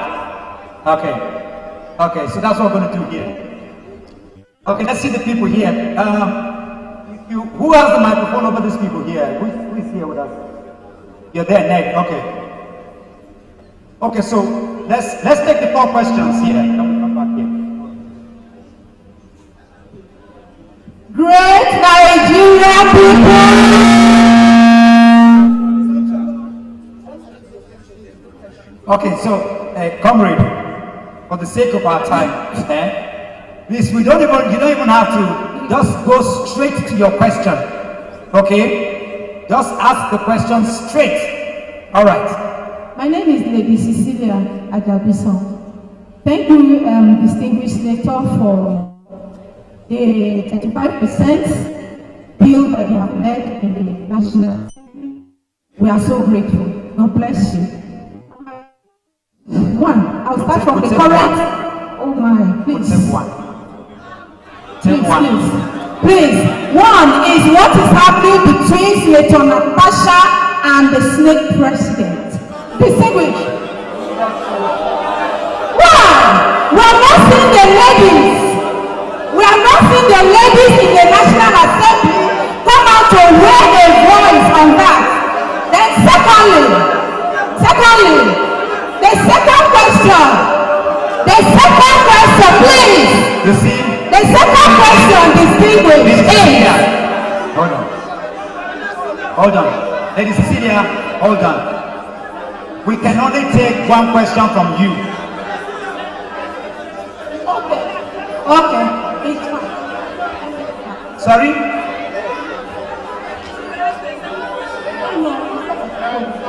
Okay. All right. So we're going to take your second question. There is a protest against your first question. Thank you. The second question, my distinguished senator, I remember during the campaigns, the people that were around you, I was at the forefront. We were at the forefront. I remember Mrs. Intima, who were like a friend. Excuse me! No, put that in. Okay. Please, let Just let her. Let her speak. So, distinguished senator. Hold on, please. Let me tell you one of the problems. Leaders must be interrogated by the people. You cannot vet what you will ask. So let her ask. Madam, we're making fast now. Thank you, ma'am. Your question. So, is that the people, they talk women in FCT. When I heard during the one festival occasion that our senator went to ordinary America to go and give rights, never they talk women have not seen rise from you. I was like, what is happening? Ma, why are you not working with Waka, the top women that were all around you during the campaign? Thank you, ma. Okay, madam. Let me quickly answer the question. Hold on. I will forget. Madam, let me quickly answer your second question. I distributed 30 bags of rice. I took them word by word. I'm sorry, once I have been elected, I belong to the whole of the FCT. And the bags were for indigent women. Madam Intima is my friend. She's still my friend till tomorrow. She can buy rice. I can buy her rice from my pocket. But the one that the government gave me was to be for the poorest of the poorest. And that is where it goes. Now I interact with women when I need to. But even my son gets to see me much less than he used to before I became a senator. That's the reality of the job. Now let's go so that I should win and then bring everything to the people who campaigned for me. Madam, is not an option. Now let's talk about Senator Natasha. Can we be quiet so we can hear her clearly? I don't know what's going on. Senator, like I said before, I heard about it same way you all heard about it on television. Now I know that Senator Natasha is being sanctioned for being unruly on the floor, like I was, like several senators are. But the difference was that when we are done being unruly, the rest of us apologize to our distinguished colleagues. That's all I know. Everything else, I don't know. But you can check the court records. You can find out what's going on and the status of things. Second question, please. If we don't listen attentively, second question. If we don't listen attentively, we will not be able to take more questions. Second woman. Second woman here.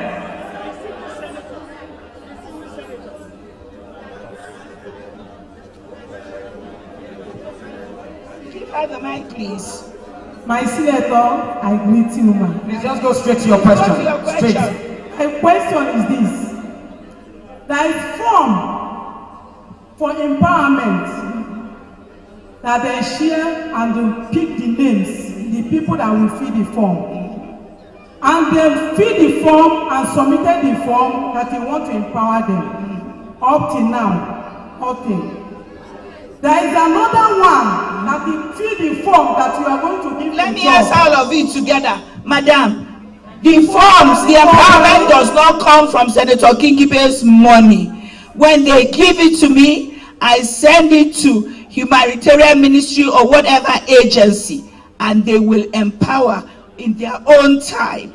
I cannot force them. I cannot hasten the process. They will do it as they do. I was building an ICT center in Karshi. I sent that the people everything like months ago. They didn't see anything. Only last week, that's when the contractor went and said, I'm now ready to do it. So at the end of the day, all I can do is fight for your rights. I cannot hasten the government process. I don't know if you understand what she has said, because we need to understand the process. Do you understand what I just said? You gave me a list. I gave it to government. Like a man now just thanked me now. He thanked me for what I did from my pocket. That I have control over when and how. But when it has to do with government, you know your government. You have to follow the process and the pace of the government. So those lists are there. They will eventually get to them. When, I cannot tell you. The man in black, or Gabi in the black. Please go straight to your question. Straight. Thank you very much. My name is Ali Benson. Please, can you ask your question straight? Abuja South. In Abuja South, 80% of us we are farmers, and we have not seen you addressing a town hall meeting concerning farmers in Abuja South. And we look at it that through this farming, we can liberate ourselves in Abuja side. So we want to like disconnect ourselves from Abuja North because this is administrative. And we can help ourselves and develop ourselves through farming in Abuja side. So what are you doing for us in Abuja now, side? let me also tell you, I also tell the people, you all have the misfortune of having only one senator in this Federal Capital Territory, with a population of almost 5 million people, making it one of the largest senatorial districts. I think only maybe Lagos or Kano. Now, those places have governors. I, in my own small capacity, can only distribute things like fertilizer and all that. But I have been trying to struggle to make sure that policy-wise, on a larger level, when things are brought, it gets to where there are farmers. 5 out of the 6 local governments in FCT are agrarian.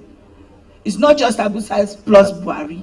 So even the things that I'm trying to, I go to the minister, he'll say, okay, fine, but I need official land. I need inputs from the ministers. You all are not addressing the people who hold your budget, who hold the appropriation, who hold the things. All Senator Kingibe can do is sanction them, cajole, and fight. You, whose life it affects, you don't do anything. That's what I've been saying. I went to meet the Minister of State, she's in charge of Agri. Says, well, I'm not really in charge of it. So there are many things that I feel will benefit the people. They're not being done. But all I can do is draw their attention. I am a legislator, primarily. So you want a town hall meeting. I have done a few where I've told the people, I can roam around and have town hall meetings with you, or I can lobby for things for you. Now, some of the things I've lobbied out, they are going to do 62 renovate primary health care centers in FCT, 1 in each ward.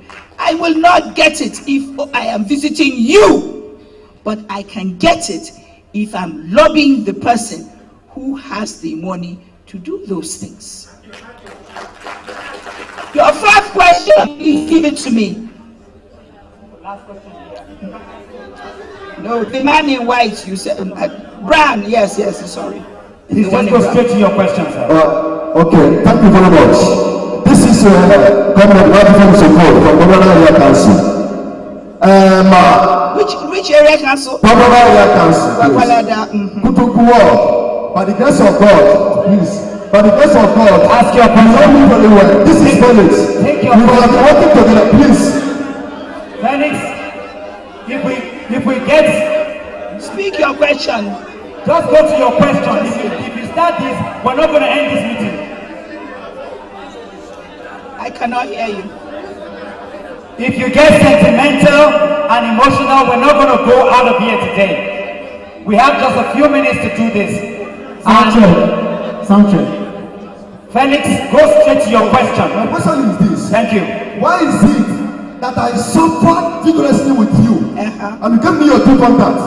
I was working with you and Dr. Moore himself is standing here at the PWD's campaign office from 2022. But it's we were half meeting together there during the time of what is the question? Don't let me. Since then, what is the question? My question is this. Since then till today, I've never seen you. And this time I want to see you. I come to the I said 2 times. The rest allow me to see you. And we want to Thank you. Okay, I hear your question. Let me answer it. Let me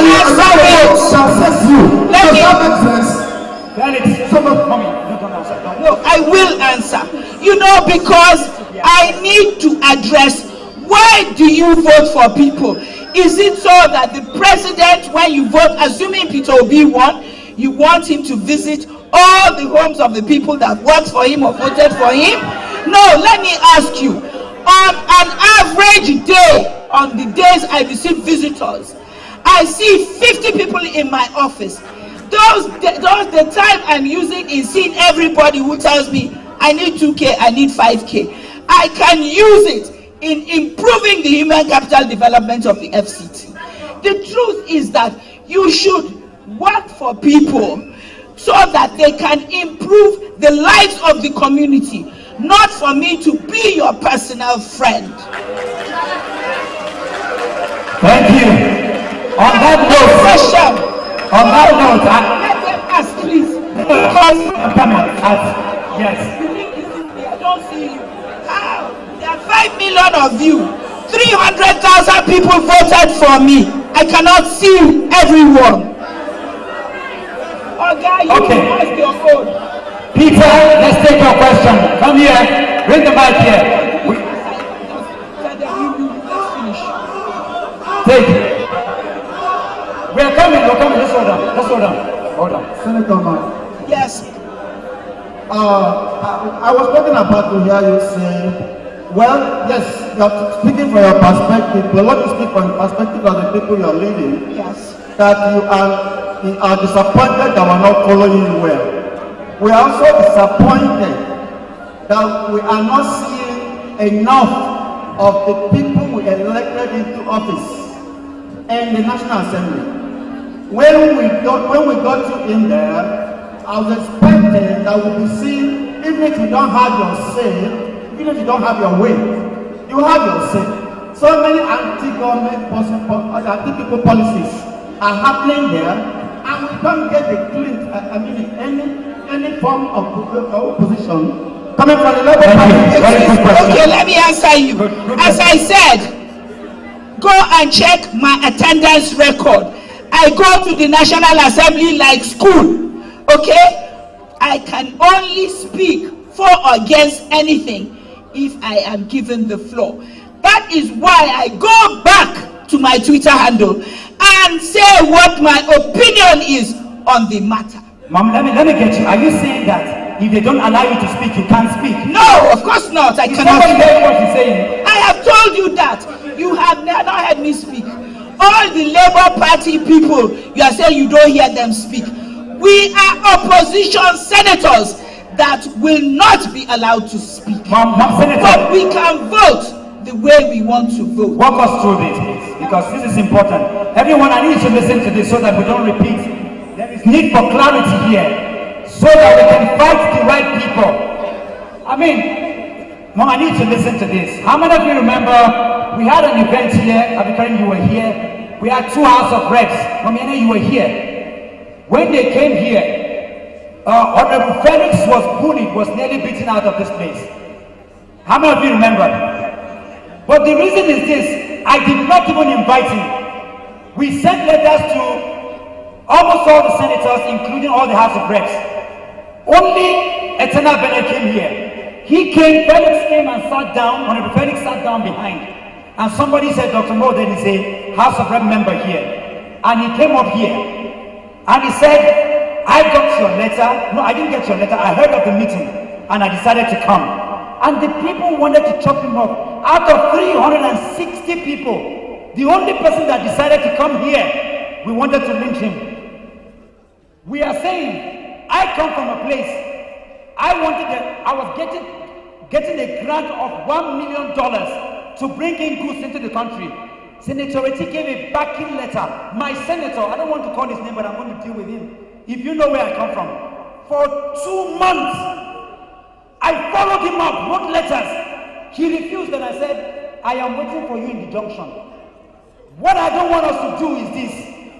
She's here, ready to take all questions, interrogations, but do not take that for granted. There are idiots in the house. What I want you to do, you would be more productive. I expect Labour Party to shout. At the Senate President leadership, let the Labour Party people speak, rather than say they didn't jump on the floor and speak. If they do, they are out of order. They will be sanctioned for 6 months. So, say that we didn't speak, we cannot speak. Sometimes we sit next to each other and we put up our hands and we make bets that, oh, till our hands fall, they won't call us. But that's the reality. We knew we were opposition when we were going there. So we have to find our way around How can we help but you, we Mom? do not expect that while we are trying to find our way around it, we're having our mothers shouting, you know do, you know do. We cannot do, but you can harass them into being fairer to opposition. How many of us understand this, what she's saying? What's your question? Tell me your question quickly. Give him the microphone. Let's take him. You are addressing the wrong person. You cannot speak. Is it not working? Quickly, Oga, don't tap the mic, just speak. Okay. Oh yeah, shout. Shout now, Oga. I'm Jacob Ezra. What I want to say is that Mommy said that the power is in our hands. So I will look at if we now agree to go on protest, they will still send police to come and kill us. What are you telling us now to do? Excuse me, let me tell you what I'm telling you to do. When I was young, I grew up under military rule. We protested, but we never entered the streets. When something is biting labor, anybody, they tell us, oh yeah, everybody ready. 5 days, nobody, they come out for house. If anybody tell you people sit down for house, I promise you, none of you will. Because nothing sends a message louder than your workforce, your citizens, everybody refusing to participate. It is as loud as being on the streets. But you young people, you say, you want me to make I not work? I will not sell anything that day. Nothing comes for free. You have to fight in one form or another for the things you need and want. That's the bottom line. All the things you people in the FCT are complaining about. If somebody tells you now, okay, make everybody understand that FCT people are unhappy. The land they are taking, this 3 days FCT people not go to work. I assure you, I'm willing to take a bet and put good money on it. You will not comply. Give to the next person. Let him. My question is that in everything they say woman is power, woman is power. If you come in Duse world, we are up to 42 chapters, which you can identify us by anything they want to. And women is the most of the people, the grassroots. But anytime things come out, they don't involve women's leaders. They will look for chairman. They will look for the women. They are bringing us down. We are the grassroots, going house to house, bringing people out in any organization. Another question I have that these as far as chairman, councillors that are coming out now, they are the ones that identify women in chapters. They are doing their best. And in time of election, none of Senate or Reps will see anything from them. But these as far as are coming out as a chairman and council under Labour Party, they are the ones that make it. Madam, hold on. Labour does not have any councillors or chairman. Labour has only 2 elected people. Now, if you will all unite, we will have councillors or chairmen. But at the rate you are going, or 2 factionalized Labour Party, that is very unlikely. And I'm being honest with you. If you want something, you have to subsume other things to get it. Do you understand? Now, when you talk about we say what? If that is happening, interrogate your woman leader, interrogate your chairman. Senator Ireti is not going to bring something to a ward and say, okay, I'm going to share it. There are 62 wards. She will only give it to the leadership of the ward. So you, the people who are dissatisfied with the sharing formula, will then have to interrogate how it's done. Next person, please.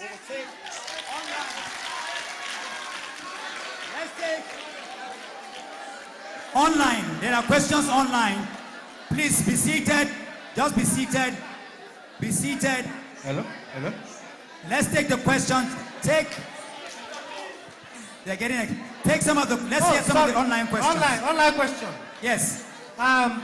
Mustafa Raji from Lagos. Okay.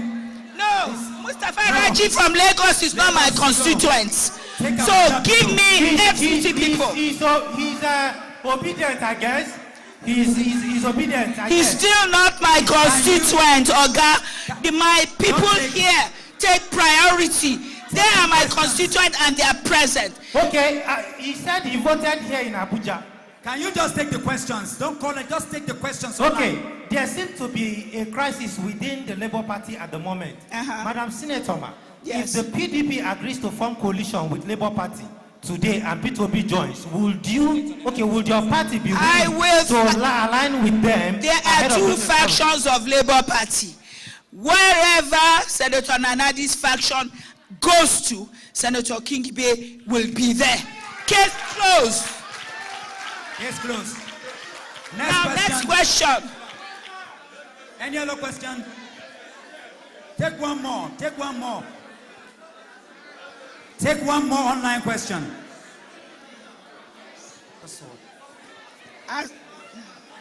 Please let somebody ask before the online question is ready. Yeah, let's take you. Ned, give him the mic. The man in brown? No, not Mama. The guy there. Mommy, just hold on. Yes. Good afternoon, everybody. Yes. My name is Comrade David Ogenyi. Just ask your question. Sorry, please. Ma, this is a privilege to meet you today. Can you ask your question? Okay, Ma, please. One time ago, sometime last year, you assisted to bring up an empowerment program, which is NATCOM. Since that time, we've not had anything from there. As I said earlier on, NATCOM is having internal issues, considering that me, Senator Ireti, I went to find 32 million or 36 million of my money to pay the processing fee for all of you. Whenever they resolve their problems, start employing, then you can ask me this question. Oh, don't you read about their wahala online? Please, next question. We'll take two more questions and that's end of the session. Okay, thank you.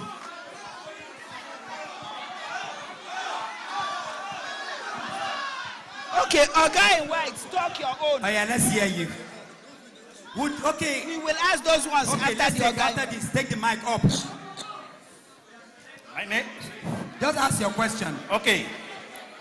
Mine is not question. Mine is an advice. Ma, I discovered, my investigation reveals that you have been isolated by few people. You are not reachable. Please do as much as possible that you can to liaise and relate with people. Ordinary people. I'm not talking about people speaking grammar here. I'm talking about these ordinary people. Because for sure, you close your campaign in my place. And I made a prophecy that day. I told you, Ma, you are going to be the next senator. You say no, that we are going to be the next, reproduce the next senator. That was your statement, man. Please. Oga, I have heard you, but in truth, I feel that I'm doing my best. I go to places like Maitama in Orozo. Do you even know where that is? So as long as I go, I've been to Kawu. I'm the only senator to have gone there in 20 years. Wow. So as far as I'm concerned, I am combining interacting with the people. I start with the remotest area, looking for things for you that the government should have been your right to get that they're not giving you, trying to attend my committee meetings, writing bills. I'm one human being. And the truth of the matter, I feel I'm doing my best. It's your choice, as I've always said. If you're not satisfied with Senator Kingibe, you can change her. That's the truth. And that is what democracy is about. I think we should applaud this, don't you think? No, they don't have to. Cannot be more brutal. You can change her. I can only do as much as I can. The guy in white, can we see? Oga, let me tell you, I also have the option of monetizing all the boroughs and the roads and everything, and I have billions in my own personal pocket. I roam around every day. I'm not in the Senate. I don't attend committee meetings. I don't get anything for you. I give you 2K, 3K. You say, oh, what a wonderful senator. No, that's not my vision of the new Nigeria or leadership. So this is my brand of leadership. If you like it, fine. If you don't like it, next election, you try somebody else. Let's take you. Please, somebody else. Mom, we're going up. Okay, go up. Check.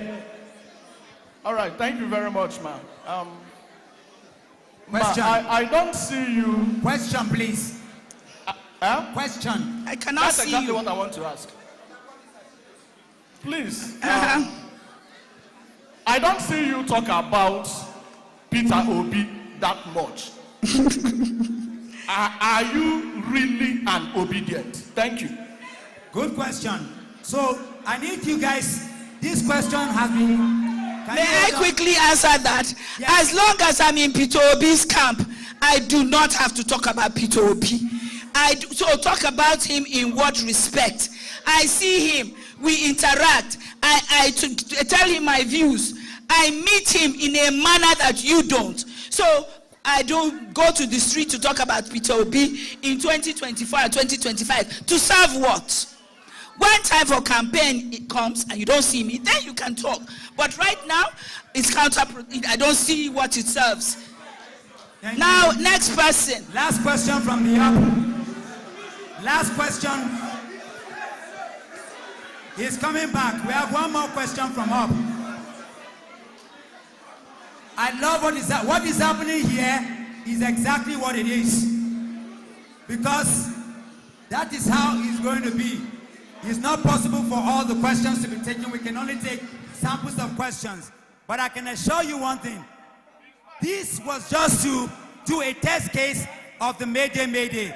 We have talked about a lot. We're going to have a session where Senator Reti is going to be 2 years in office. And we're going to be gathered. Can you hold on? Hold on.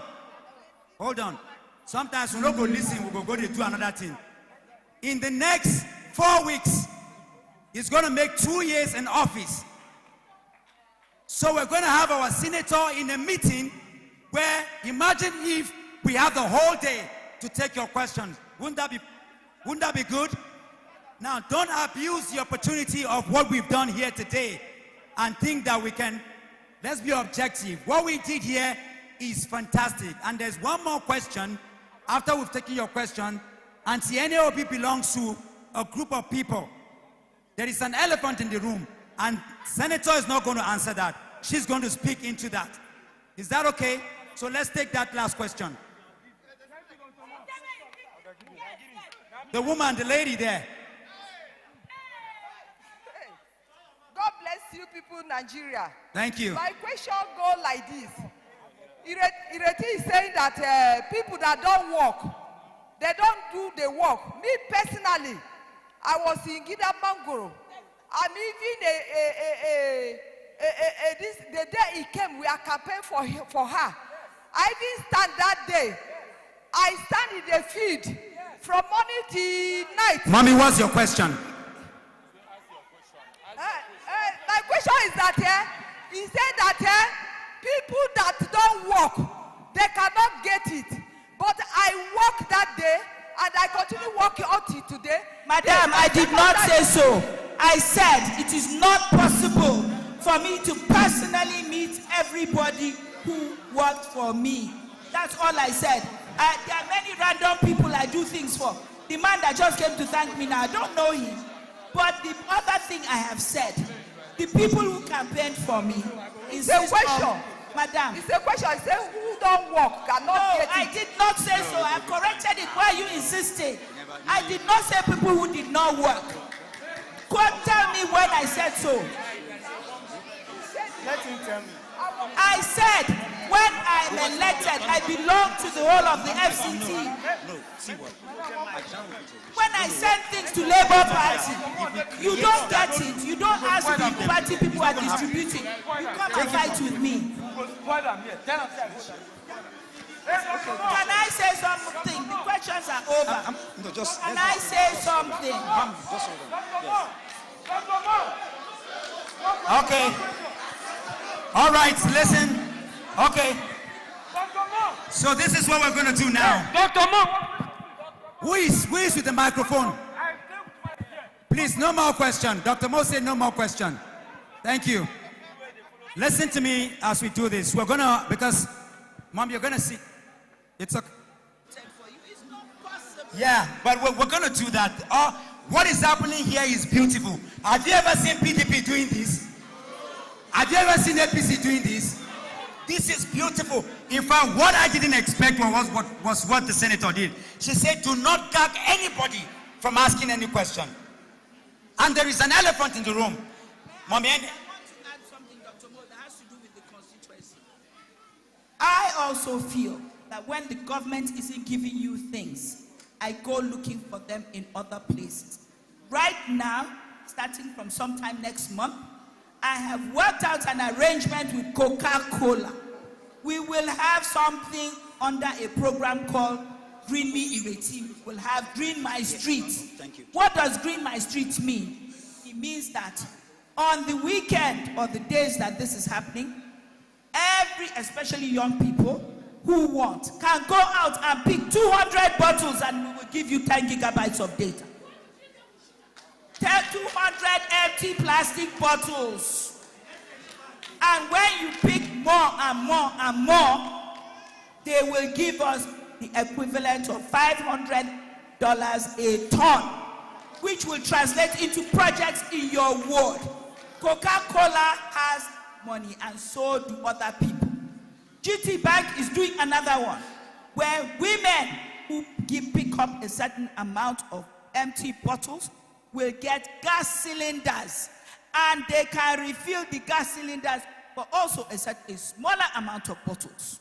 I think the gas cylinder itself is like 1,000 empty bottles, and the refill is like 100 or 120 bottles. So I feel that it's better, I believe in doing something. Government no do. Okay, maybe the one where I bring no big rich government own, but at least there's something. Exactly. So I want you all to join hands. Let us help ourselves, not just wait for government, because we've been waiting. I don't see much coming. Momene, please come. I need you to listen to this. You can. She wants to address some. Yes, you can come down. Can we celebrate Senator Ireti Kingibe?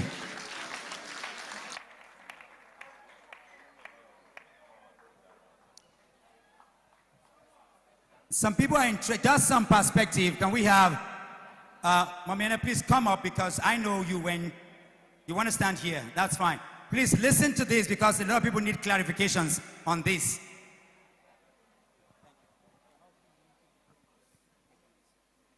Ma'am, can you face the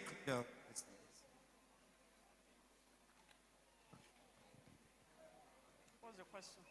He asked.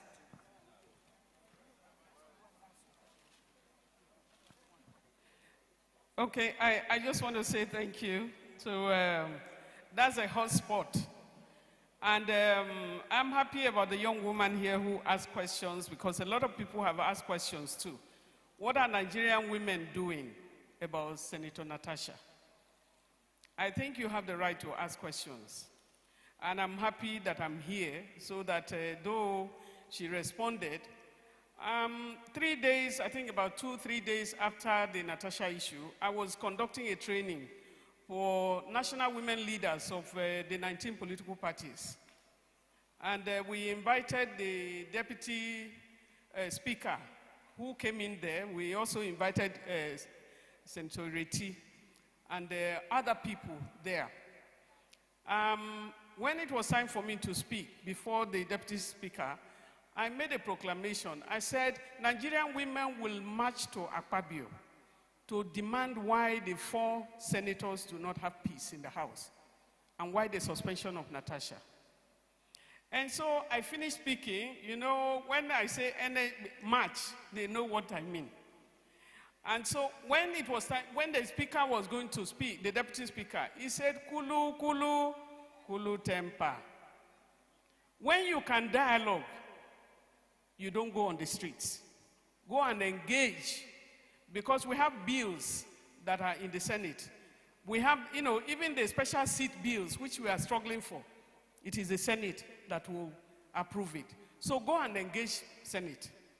After we spoke that day, you know, towards the end of the day, Senator Ireti, when I was seeing her off, she said, Ene, can you please take 10 women and go and meet Senator Akpabio? Because something is going on there. And so those were your words to me. You said, take 10 women. And I repeated this how many times before Senator Natasha. And that day, I was leading, I invited a number of national women leaders who were supposed to be on stage sharing their experiences with the national women leaders that I was facilitating. And at that meeting, we had distinguished Senator Olujimi, who was also, there to share her ideas. But she made a call to the Senate President's office. There's some women that want to see you. Immediately, the Senate President heard it. He said we should, in 40 minutes, if the women can be there in 40 minutes. I said, but I have something that I'm doing here. What do I do now? Senator Olujimi said, cancel your meeting. This is more important. It's about the life of a senator. And that's how we suspended. I handed over 2 other women leaders were supposed to leave. So I said, let them continue. These other ones will go tomorrow morning when we start. And so I led a protest to the Senate President. And our people say, he who goes to talk must be ready to listen. And so we met with the first 3 hours, he lectured us. I won't say the details because if you're a mediator, you don't discuss the details. So after we saw, at the end of the day, and we're lucky that day because we met with the Senate President, the majority leader, the minority leader, the chief whip, the deputy chief whip, then the deputy president, a deputy Senate president came on board. He came from Kano State, and he's like, how did we get everybody here? At a very short meeting. The meeting that was supposed to last 15 minutes, I think it ended at about 6:30. None of us had taken water. Even when they said, do you have food for you? Say, we didn't come here to eat food. At the end of the day, they agreed, they agreed on certain terms, which I don't have to mention, but I said we should also visit our sister, Senator Natasha, and I called her. When we started the negotiation, it was only the issue of the seat. I don't know if you are listening to me. But 3 days later or 4 days later, an issue of sexual harassment had come in. And for me as a development worker, if you mention the issue of sexual harassment, I step back. Because I won't be the one. If you have your proof, go to court. This is not a small matter. We don't joke with it because so many women have suffered from sexual harassment. And so if you have your proof. And so before we met with Senator Natasha, I was lucky that we had the Nigerian, FIDA, International Federation of Women Lawyers. All of them, about 15 of them were with Natasha when I was going there because I had to do a lot of prayer. How will I handle this now? We started from seat issue, which we thought can easily be resolved, and now it has gone to, sexual harassment. Before then, Senator Natasha had sued an assistant of the Senate President for 100 billion, and then the Senate President's wife has sued her for 250 billion for defamation of character. So many currents were going this. It's like, how do I go forward? But I was lucky to have met the team of the lawyers and also went with the team, Ebere Fendu, Felicia Onibon, and a host of others. And we went before them. We went to see her and we talked to ourselves. The rest of the things, what we agreed and disagreed, I cannot tell you here. Should we go on with negotiation? She asked us to go on. We went back to the Senate President and deliberated and she got back to her. But the terms of agreement were not in agreement with her. You can't force anybody. The ball is still in your court at the end of the day. Why I'm bringing this, I wouldn't have made any comment. I've never been, a lot of people say, Ene has not been, she talks all the time. I will defend any woman anywhere. I don't have to even know her. And so, I'm saying that so that you know that Senator Reti, it's not that she didn't do anything. She knew the voices that will count, and she urged us to go. And we did. Wow. But we were not satisfied. Wow. So I just want to let you know that something was done. Nigerian women, some of us tried, and others went the other way. And I know there is no single way to resolution of issues. But we still call on the Senate to try and recall her because the voices are very few. And that is where we are. Thank you. Fantastic. This brings us Thank you. Thank you for these testimonials. And for those who do not know, Senator Eti also is the chairperson of the... I just want to appeal, because in our campaigns, I think there is a gap. After campaigns, what do we do next with the communities? That's where I want to plead. That it's important to keep organizing. And it's important to keep engaging. And that's where I will plead with my sister. That after all of this, it's not that you can meet people individually, but it's important to go back to the community, have meeting with them, have some feedback, take some feedback. So please be patient with us. I think that brings some balance to it. Okay? That brings a lot of balance to it. And this is, I think we've had a phenomenal event today, don't you think so? All the energies are perfect. For those who are angry, you represent the correct Nigerian. For those who have refused to even understand, see, you are correct because Nigeria refused to understand you. Why should you try to understand? Hunger does not know any understanding. Your children are out of school. Until they do what is right, we will not let them go. Are you hearing me? All I'm saying is that for those who have pulled themselves here, yes, we will use them as a template. But she's one out of 109 senators. I just told you about my own, and I'm waiting for him in a corner. Are you going to join me? Right now, Tinubu is not our problem, oh, because court has pronounced him, right? You know who our problem is? Akpabio and all those in the House of Assembly. Is somebody hearing me? Because when things are supposed to be done, when Tinubu wants to pass something, what does he go to? You go to them. And today, you know, in Nigeria, both the Senate and the judiciary are what? They are one. That is our problem. I know they are hearing and I know they are here. But it is our right.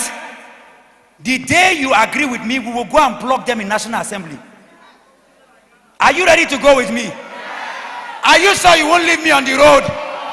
Don't tell me that you are joking, oh, because they are watching. But I'm telling you, because if we block them, I heard that Wike said that nobody will protest. Now, in fact, I get this land. Mental in our constitution. This program is a protest. There is a protest program. There is a protest we do on the street. If they don't pass, for example, right now, the 35% bill, if they refuse to pass it, we will close, because they are saying that our sisters and our mothers should not get a seat. Are you hearing me? Because we must educate ourselves. Anger is beautiful, but if we don't channel it, it will kill us. That is why we are saying, even what is happening within the Labour Party, if we don't find a way to resolve it, the house will burn, everybody will go down. It is what? It is what? If the plane of Labour Party collapse, everybody inside go do it in. If the plane of Nigeria collapse, you go survive, everybody will go die. So in all the compartments, we need to compartmentalize everything. We can't be fighting like we don't have understand. There is the one that we will tell Senator Eti, come and lead us, want to protest against your people. There is the one that will say, what is this nonsense going on in the Labour Party? How can Supreme Court give a ruling and some people are talking? Are you here? Listen, let me say this, it will shock you. Even for Tinubu to steal the vote, he had to steal INEC and the judiciary. Because I know we live in a lawless country, but there is still a law. Or if the judiciary pronounced Peter Obi as president, there is nothing Bola Ahmed Tinubu can do. Are you hearing me? So we are here, and a pronouncement has been made that upheld the Nenadi's appeal and brought out another one. That's the Supreme Court. You know what the people that are saying no are asking for? They're asking for anarchy. They are saying that this plane should crash. If you're in a plane, will you let it crash? So what we need to do, if the pilot is a shege, we will show him the way. We can open the window of the plane and throw him out. That is what we have to do. Are you hearing me? But that being said, I know there are people that I cannot acknowledge. You know, my names, the names, elder, I know the names are seasoned from my head, but please pardon me, it's been a long time.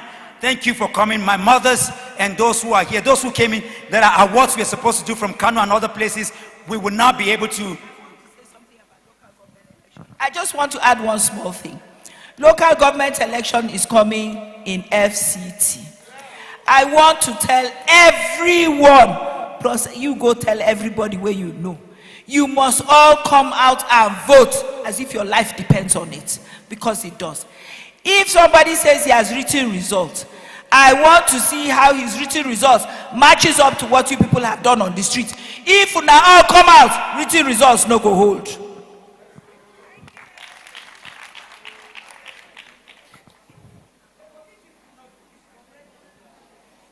I don't know if you heard what she said, but the truth is that what she said is true.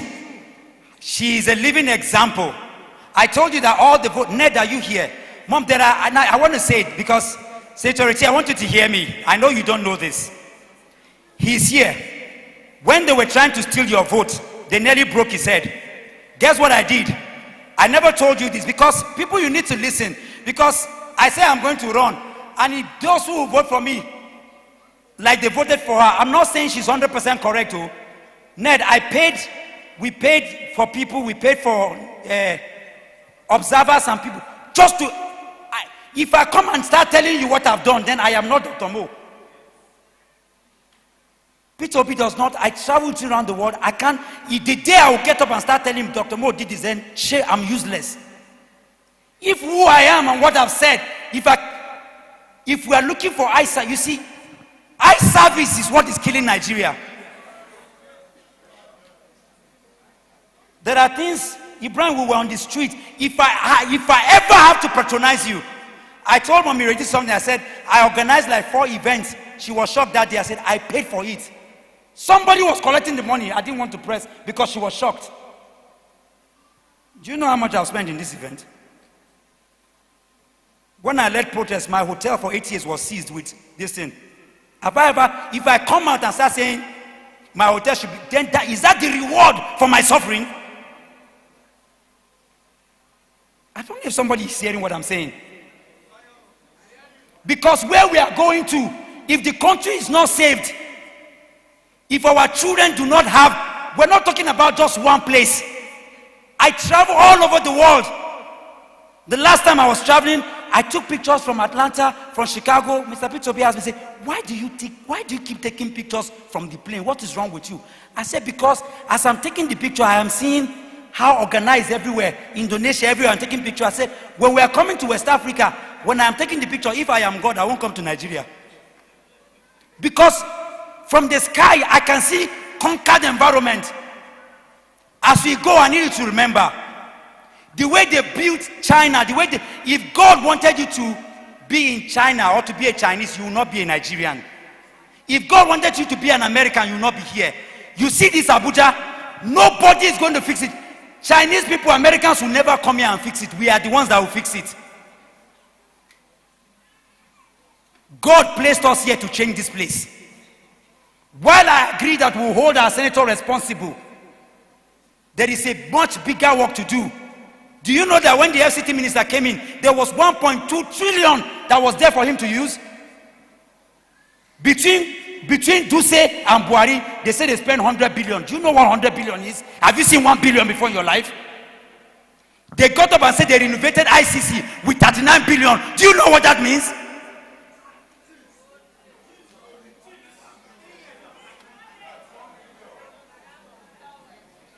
Then somebody is scratching road in Maitama and Asokoro so you can see the whole of Abuja. People are still kidnapping within the peripheries. Between Kogi and Edo, I have gone myself to deliver ransom and bring people out. People are dying every day in the FCT.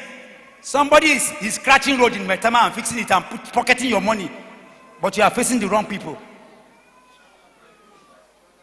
I'm saying this to say that we will hold these kinds of meetings again and again.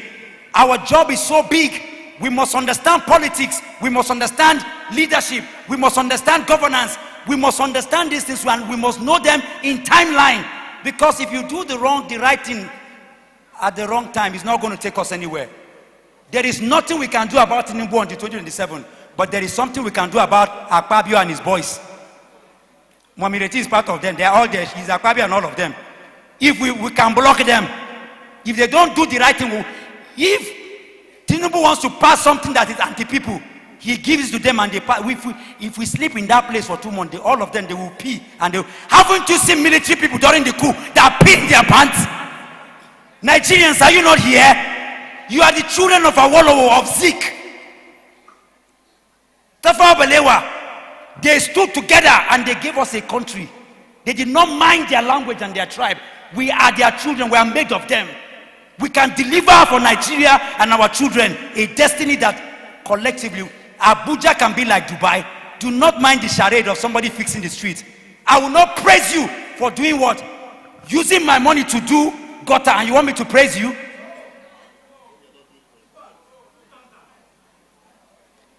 Here we are.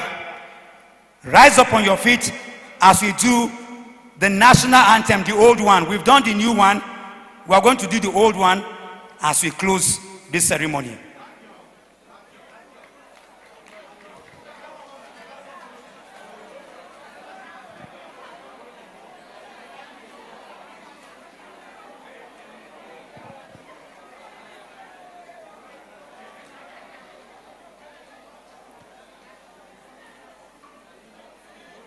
For those of you who have other things, I know there are people that I need to talk to. There are things we need to do. Please, you can stay behind after we're done, because there are things we need to do. And don't forget, on the